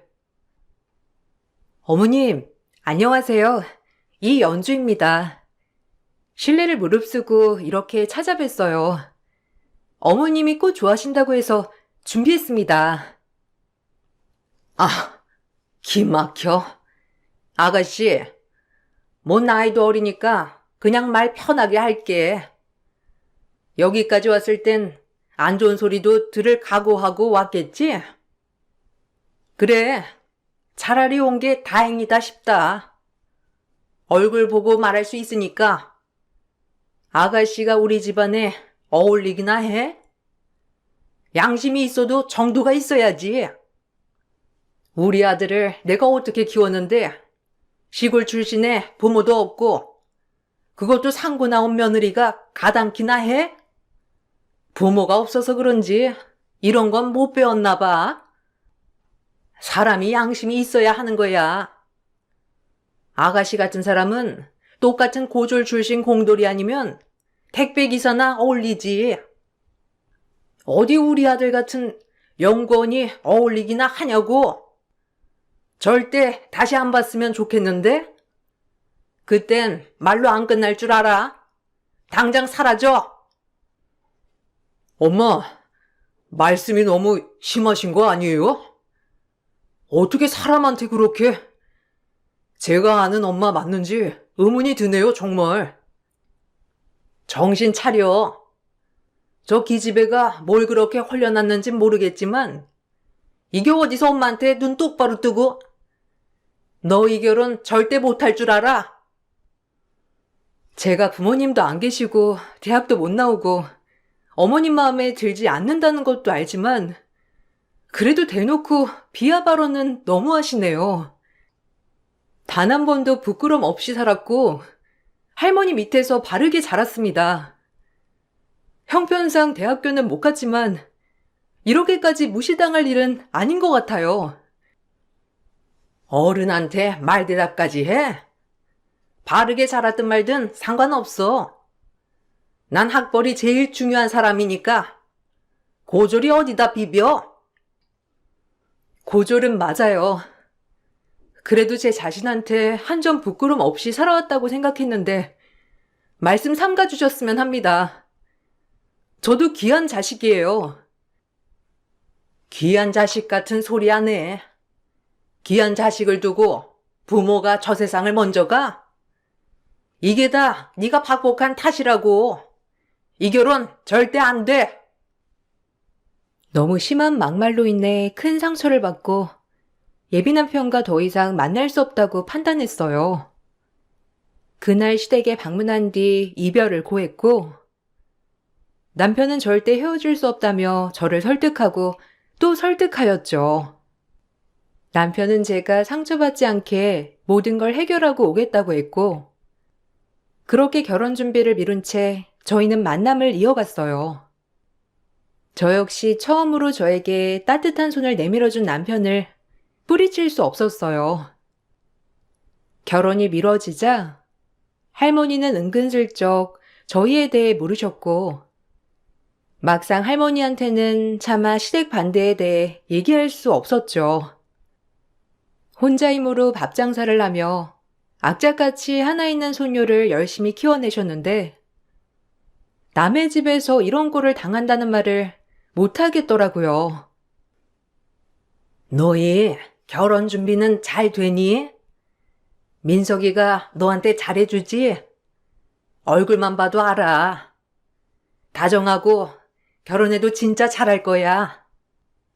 부모도 없이 사랑으로 키운다고 키웠는데 어디 부모만 하겠니? 그 결핍 민석이가 다 채워줄 것 같아서 이 할미가 참 기뻐.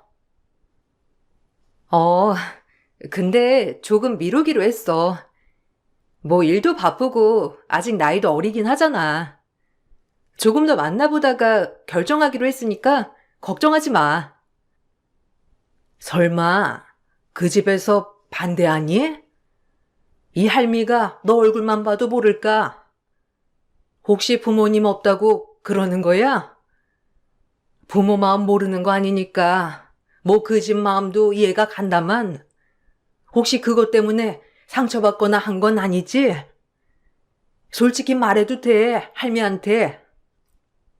아니야. 그냥 아직 시기상조인 것 같아서 그려. 너무 걱정 마세요. 나중에 다 때가 되면 결혼할 거니까. 할머니는 신경 쓰지 마. 혹시라도 할머니가 뭐 도와줄 일 있으면 언제든 말해. 시집갈 자금이라든지 이런 것 때문에 미루는 거면 말이야. 걱정이 가득한 할머니였지만 차마 말을 할 수 없었어요. 사랑으로 키워주신 할머니가 얼마나 슬퍼하실지 상상조차 되지 않았거든요. 그렇게 결혼을 보류한 채 저희는 만남을 이어갔고 결혼 문제가 아니고서야 저희에게 문제는 전혀 없었어요. 그렇게 부모님의 마음이 풀리기까지 기다리고 있는데 어느 날 회사에 시어머니가 찾아오셨어요. 절 찾아온 이유는 뻔했고 하필 회사 퇴근길이었기 때문에 회사 퇴근길목에서 시어머니는 저에게 큰 소리를 치셨어요. 지나가는 직원들이 힐끔 쳐다보며 웅성대더라고요. 그 순간 사람들이 뭐라고 생각할까 싶으면서 드라마에서만 보던 이런 장면이 나에게도 생겼구나 싶었어요. 얘기 좀 하자고. 아가씨, 그렇게 안 봤는데 아주 작정을 했구나. 내가 말했지? 이 결혼 절대 안 된다고. 무슨 일이 있어도 결혼 허락 못 한다니까? 왜 자꾸 우리 아들 만나는 거야? 내가 모를 줄 알았어? 눈가리가 와웅하지 말고 당장 헤어져. 결혼은 어머님 말씀대로 진행하지 않고 있고요. 혹시라도 어머님 마음 풀리시기만을 기다리고 있는 거예요. 저 부족한 게 많지만 한 번만 좋게 봐주시면 안 될까요? 정말 열심히 살았어요. 민석 씨한테 많이 못 미치는 결혼 상대지만 좋게 봐주셔요. 양심이 있어야지. 어디 감히 우리 아들을 넘봐? 내 마음 절대 안 변해. 그러니까 당장 헤어져. 더 험한 꼴 당하기 싫으면. 부모도 없고 대학도 안 나오고 꼴랑 늙은 할머니랑 사는 주제에 어디 우리 집에 시집을 오려고 해? 그렇게 신분 상승하고 싶니? 지금 남의 소녀딸한테 무슨 말을 그렇게 합니까? 기가 막혀서. 당신이 민석이 어머니요? 그쪽 아들이 좋아서 결혼하자고 한 건데 왜 남의 엄한 소녀를 참냐고요? 그쪽 집안이 얼마나 대단하길래 우리 손녀 마음에 생채기를 내요? 네 할머니인가 보지? 잘 만났네요. 아니 할머니 손녀 교육을 똑바로 시키셨어야죠. 생각해봐요. 당신 손녀딸이 언감생심 우리 아들이 가당키나 해요? 부모도 없고 대학도 안 나온 주제에 어디 우리 집에 시집을 보내려고 합니까? 아무리 부모 없이 자랐어도 그렇지. 할머니면 애를 양심 있게 키웠어야죠. 아주 할머니나 손녀나 주제 파악 못하는 꼬락서니 하고는. 이래서 가정교육이 중요하다니까. 부모가 왜 부모인데. 부모가 없으니 이렇게 양심이 없이 자랐겠지. 이래서 가정을 봐야 해. 제가 안색도 좋지 않고 요즘 들어 어두운 표정을 하고 다니자 할머니는 제 걱정이 되어서 오랜만에 저녁이나 먹고 들어가자며 제 퇴근 시간에 맞춰 회사 앞에 왔다가 예비 남편의 어머니에게 막말을 듣는 꼴을 보고 말았던 거예요. 할머니는 그 모습을 보자마자 당장 달려오셨고 그야말로 회사 앞은 아수라장이 되었어요. 제가 막말을 듣는 건 괜찮았지만 할머니에게 그런 모습을 보여드리는 게 어찌나 죄송하던지 할머니 역시 저에게 막말하는 시어머니를 가만 안 두겠다는 마음으로 말을 이어나갔어요. 이 집에 시집 가면 안 봐도 훤하겠구먼. 학벌만 좋으면 뭐해? 인성이 돼야지. 그 나이 먹도록 똥인지 된장인지 구분도 못하고 어린애 상대로 유치하게. 당신 아들도 이러는 거 알아? 아마 안다면 엄마한테 정이 다 떨어지겠지. 나도 이런 집안에 시집 절대 못 보내니까 비차 일반이네. 당신 그렇게 살지 마. 잘난 게 뭐 얼마나 있다고 유난을 떨어대? 내가 두고 볼 거야. 아니 이 할머니가 노망이 났나? 내가 누군지 알고 막말을 해요? 당신들이 내 발끝이나 쳐다볼 줄 알아? 나 서울대 나온 여자야. 서울대 아니고 서울대 할아버지라도 그깟 내에 똥이나 찬 옆에 애한테 내 소녀딸 보낼 것 같아? 꿈깨 이 옆에 내야. 할머니는 예비 시모에게 그렇게 언성을 높이고 절 데려가셨어요. 그리고 할머니조차도 이 결혼은 절대 안 된다며 학을 떼셨죠. 그도 그럴 것이 전 할머니에게 아주 귀한 소녀딸이었으니까요. 결국 시댁뿐만 아니라 저희 집에서도 반대를 하게 되며 저희의 결혼은 무산되기 직전이었어요. 이쯤 되니 참 심적으로 많이 지치더라고요. 마음 편하게 예비 남편과 헤어지면 가장 깔끔한 일이 되겠지만 왜 이렇게 이별이 어렵던지 다들 반대를 하니 남편도 마찬가지로 로미오와 줄리엣이 된 것처럼 더욱더 헤어지기가 힘들었어요. 그리고 무려 6년이란 시간이 흘렀고, 이쯤 돼서 남편은 시어머니도 마음을 많이 고쳐먹었을 거라고 하면서 다시 한번 시댁에 가보는 것이 어떻겠냐고 권유했어요. 오랜 고민 끝에 저 역시 피할 수만은 없었기에 마음을 굳게 먹고 시댁에 방문을 하게 되었어요. 그리고 그날이 제 인생에서 가장 잊지 못하는 하루가 되었어요. 여기가 어디라고 와? 너 아직도 얘 만났었니? 내가 못 살아. 내가 안 된다고 했지? 말이 안 통한다더라네. 본때를 보여줘야 해. 엄마, 그만 좀 하세요. 막말로 결혼은 제 선택이지. 엄마 선택 아니잖아요. 저 오래 기다렸어요. 이젠 그냥 할래요. 머리가 어떻게 된 게 분명해. 어떻게 저런 깜냥도 안 되는 애를 데리고 와서 지금껏 엄마 속을 썩여? 뭐 한두 개 모자라? 남편의 말이 끝나기가 무섭게 시어머니는 화가 머리끝까지 났어요. 서울대 예비시댁에 상고인 내가 가니 속 차리라며 뒤이어 시어머니는 냉수를 들고 와 제 얼굴에 냉수를 뿌려버리더군요. 냉수 먹고 속 차리라는 말이 있듯이 냉수를 맞고 나니 정신이 번쩍 들면서 정말 끝을 내는 게 맞겠다 싶었습니다. 이렇게까지 결혼하는 건 정말 아니라고 생각이 들었죠. 말귀 못 알아듣는 애한텐 본때를 보여줘야지.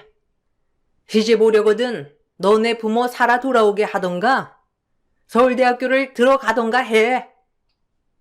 10년이 지나도 절대 바뀌지 않을 마음이니까 100번 찾아와 봐라. 내가 받아주나. 끈질긴 커머리 같으니라고. 당장 나가.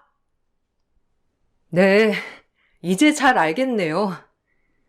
민석 씨 어머니라고 제가 많이 참았어요.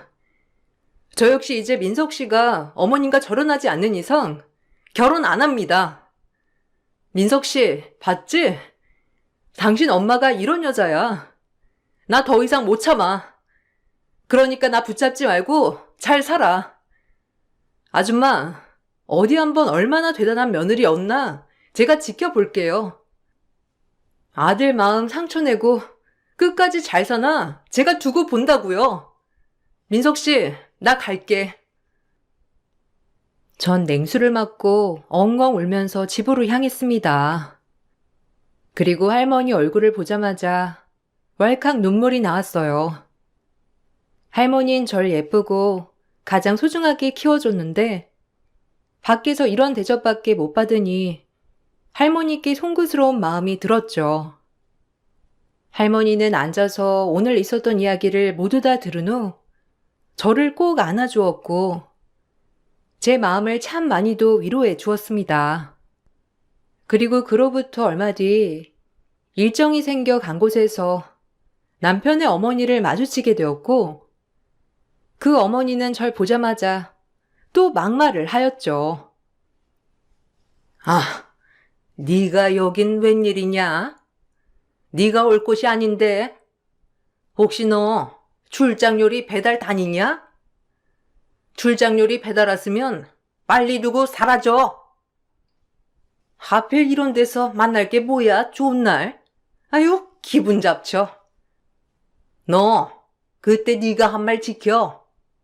우리 민석이 만나면 가만 안 둘 줄 알아. 뭐라고요? 출장 요리? 뭐 눈에 뭐만 보인다더니 며칠 전 아줌마한테 냉수 맞은 애로 보여요, 내가? 어디 있다가 놀래 자빠지지나 말라고 이 아줌마야. 인성 개차반 막무가내 아줌마. 어디 내 앞에서 이따가도 이럴 수 있는지 어디 보자고. 아이고, 아주 대단한 인물 납셨네. 말은 무슨 서울대학교 세운 사람같이 말한다 너. 감히 나한테 눈 똑바로 뜨고 말이야. 그 일이 있고 얼마 뒤 S대학교 동문회 총회에서 절 마주치자 남편의 어머니는 감히 여기가 어디라고 왔냐며 혹시 출장 요리 배달 왔냐고 하더라고요. 그 말을 듣고 너무 기가 막혔지만 남편의 어머니의 말을 가뿐히 무시했습니다. 그리고 제 할 일을 하기로 했고 시어머니가 저를 계속 비꼬는 와중에 곧이어 동문회 총회 연단에 내 이름이 나온 순간 시어머니는 그대로 얼어붙으며 졸도하고 말았어요. 그렇게 개미만도 못하게 무시한 제가 S대학교의 동문회에서 제 성공 스토리를 이야기하는 시간이 주어졌거든요. 사실 지난 6년 동안 많은 일이 있었어요. 시댁에서 무시당한 걸 계기로 전 악착같이 공부를 했고 정말 시기 좋게도 구글이라는 회사에 이직을 하게 되었어요. 학력이 좋아도 들어가기 어렵다던 구글에 이직을 성공했고 제 고등학교 은사님이셨던 분이 서울대학교 출신이라 저를 초청해서 이렇게 연설을 할 수 있게 된 것이었죠. 나이 드신 분들은 자녀들이 있을 것이니 제 이야기를 많이 들어주셨고 사회에 나가서 일하는 친구들은 제 이야기에 힘을 얻어 더욱더 장래를 위해 투자할 것이니까요. 상고 출신인 제가 그렇게 어렵다던 회사에 이직에 성공하고 절 무시했던 사람을 마주하게 된 거예요. 모든 사람들은 저의 이야기를 경청해 주었고 오히려 대학교를 나오지 않고 이 정도 위치에 올라온 것을 대단하게 생각해 주었어요. 일단 부족하지만 이렇게 초청해 주셔서 감사합니다. 제가 꼭 이 동문회에 초청받고 싶다고 했어요. 여러분들에게 제 이야기를 전해드리고 싶었고 서울대학교에서 이런 말을 하는 것은 우습지만 꼭 학벌이 다가 아니라는 말도 여러분들에게 해드리고 싶었거든요. 오늘 제 이야기를 들어주셔서 정말 감사합니다. 혹시라도 궁금한 것이 있으면 따로 질문해 주세요. 전 1시간이라는 이야기를 마치고 연단에서 내려오게 되었어요. 저를 보고 모든 사람들은 대단하다고 치켜 세워줬고 잠시 넋이 나갔던 남편의 어머님도 갑자기 저에게 다가와서 얘기를 걸었죠. 서울대학교 출신 사람들이 저에게 대단하고 부럽다고 하니 이제야 시어머니 또한 저를 다르게 보셨던 거예요. 사람의 껍데기만을 보고 판단하는 모습을 보고 참 우습고도 경멸스러워졌어요. 사실 시댁에 방문한 것도 이러한 이야기를 해드리려고 방문한 것도 있었거든요. 물론 냉수를 맞고 쫓겨나야 했지만 말이에요. 시어머니의 태도가 돌변하자 정말 뚫어뻥으로 변기를 뚫는 기분이었어요. 아니, 네가 구글에 입사했다고? 공순이 출신인 네가 어떻게? 그래 정말 대단하다. 역시 우리 아들이 널 못 놓는 이유가 이거였어. 끈기랑 아집이 정말 대단해. 우리 집에 들어올만 하겠어. 학벌이 뭐가 중요하니? 지금 네가 우리 아들보다도 더 대단한 위치에 있는데 이쯤이면 합격이다. 널 며느리로 맞으면 내 동문들이 아주 부러워할 거야. 아줌마, 정신 차려. 누가 누굴 며느리로 맞이한다는 거야? 당신이랑 난 이제 섞일 수 없지. 무식한 아줌매한테 내가 뭐가 아쉬워서 어머님 하겠어. 웃기지만 이제 내가 사양이야.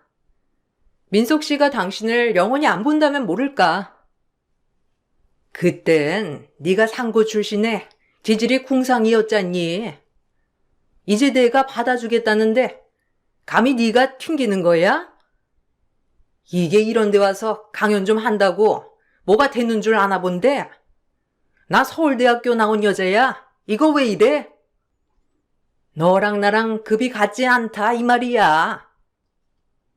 역시 사람은 안 변해. 아줌마 당신이 어떤 말을 해도 이제 내 귀에 안 들어와.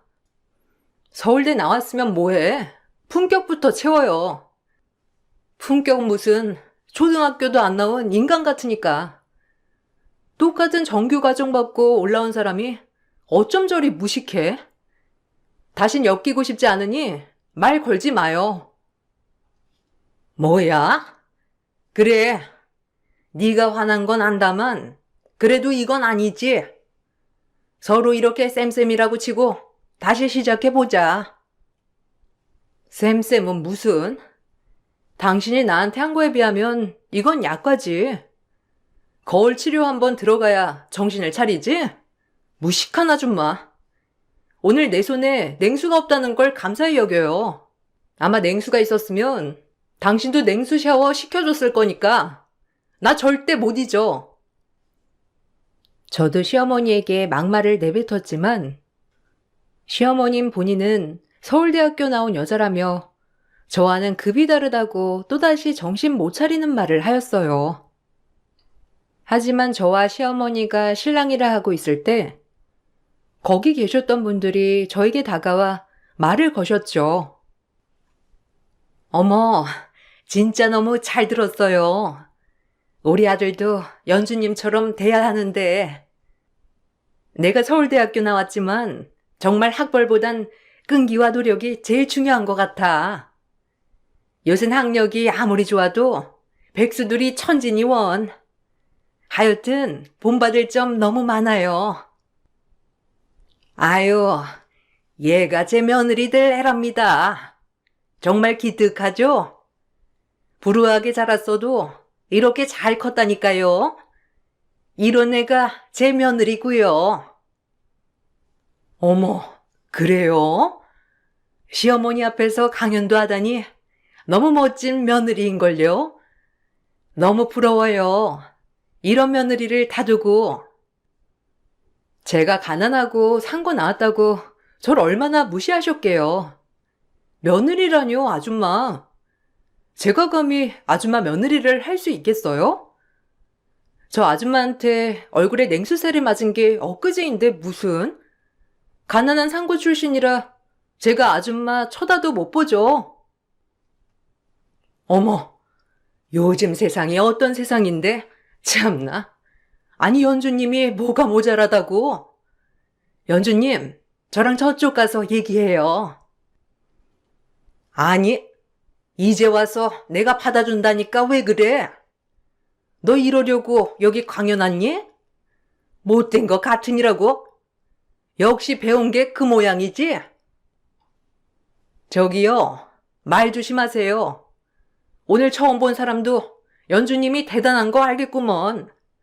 어쩜 저리 사람 보는 눈이 없어? 같은 동문인 게 창피하네요. 연주님은 좋은 분이니 이런 말 흘려 들으세요. 부디 더 건승하시길 빌게요. 오늘 강연 너무 좋았습니다. 이렇게 그나마 시엄마 개쪽을 주고 나니 마음이 한결 편해졌어요. 제가 시엄마에게 개쪽을 주자 거기 있던 시엄마와 동년배인 동문들은 시엄마를 향해 쑥덕대었죠. 시엄마는 얼굴이 울그락불그락해져서는 그곳에서 줄행랑을 쳤고 전 그날 이후 남자친구의 연락으로 재회를 했습니다. 남자친구는 저의 모든 상황을 다 알고 있던 사람이었던지라 역시나 이날 제가 이곳에서 강연을 한다는 것을 잘 알고 있었고 고맙게도 제가 하자는 대로 따라와 주었는데 저에겐 가분한 사람이죠. 어찌 보면 남편의 어머니이기 때문에 그렇게 하면 안 된다는 걸 알고 있었지만 저도 사람인지라 그동안 당한 서러움을 참지 못하고 반격을 해버린 거예요. 하지만 지금 생각해도 그때 제 반격은 아주 속 시원한 사이다였다고 생각합니다. 내가 말했지? 어머님, 왠지 내가 여기서 강연하면 마음 돌아설 것 같다고. 근데 말했잖아. 겉모습 보고 판단하는 사람 내 시어머니로 못 모셔. 그러니까 자기가 선택해. 나인지 어머니인지. 만약 어머님이랑 결혼하지 못한다면 우리 이제 그만 끝내. 그때도 말했잖아. 이 세상에서 내가 너만은 꼭 지켜주겠다고. 내 선택은 언제나 너야. 올해 꼭 결혼하자. 날 선택하기 쉽지 않았다는 거 알아.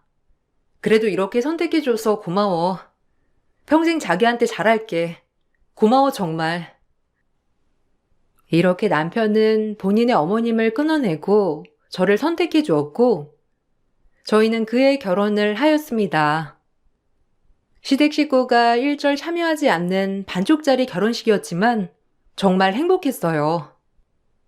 시어머니는 저희 결혼식이 언제인지 어떻게 하시곤 참석을 하시길 내심 바라셨지만 절대적으로 초청된 사람만이 참석할 수 있게 결혼식을 진행하였기 때문에 출입 금지를 당한 셈이 되었죠. 아니, 내가 신랑 어머니라니까. 왜 나 출입을 안 시켜준다는 거야? 이 괘씸한 것들. 감히 날 팽시켜? 이봐요. 당장 나 출입시켜줘. 나 서울대학교 나온 여자야. 어디서 나를 막아? 니까지 것들이? 겨우 보안이나 하는 것들이? 아줌마, 여기 와서 행패 부리지 말고 당장 나가요. 개념을 밥 말아 드셨나? 어디 와서 학력 자랑이야? 문해야 주지. 너 지금 뭐라고 했어? 문해? 나 서울대학교 나왔다니까? 어디서 문해래? 너야말로 사람 잘못 봤어. 내가 가만 안 둬. 당장 이 아줌마 끌어내자. 아주 무식이 통통 튀네. 당신 서울대에 나온 거 맞아? 어휴, 무식해. 힘은 또 왜 이리 세? 식장 직원들 말로는 식장 밖에서도 행패를 부렸다고 하더라고요.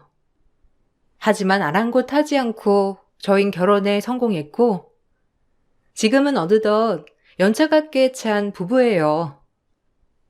둘 사이엔 토끼 같은 자식 2명이나 낳아 열심히 키우고 있답니다. 저흰 그 후로 번호도 바꾸고 신혼집도 알려드리지 않았기 때문에 시어머니와는 완전히 왕래가 끊겼죠. 나이가 들어가니 그때 인격적으로 참 무식했던 시어머니가 아직도 이해되지 않고 오히려 더 경멸스러워요. 자식을 낳아보니 오히려 더 올바르게 가르쳐야겠다고 참 많은 생각이 드는데 어쩜 나이를 먹고도 나이값을 하지 못했는지 의문이 남는 뿐이죠. 결혼을 하고 나서 할머니에게 참 잘하는 남편을 보며 남편 하나는 정말 잘 만났다 싶었고 불행했던 제 과거가 남편을 만나 정말 행복한 인생으로 바뀌었어요. 그 점이 남편한테 너무 고마워요. 물론 지금까지도 변하지 않고 저만 사랑해준다는 점도 참 고맙고 말이에요. 그리고 가장 감사한 건 부모님이 안 계심에도 불구하고 저를 이렇게 훌륭하게 키워주신 우리 할머니한테 제일 고맙고 고마워요. 아마 할머니가 걷어주시지 않았다면 저는 지금 이 자리까지 올라오기란 절대 있을 수 없는 일이었겠죠. 이렇게 단조롭게 글만으로 제 인생 모두를 풀어낼 순 없지만 그래도 친구한테 얘기하듯 풀어내니 제 자신 참 열심히 살았다 싶은 것이 오늘 제 자신한테 대견하다고 말해주고 싶네요. 여러분 혹시라도 어두운 과거가 있다면 극복할 수 있다는 걸 말씀드리고 싶어요. 오늘 하루도 살아내느라 고생하셨습니다. 끝까지 들어주셔서 감사합니다.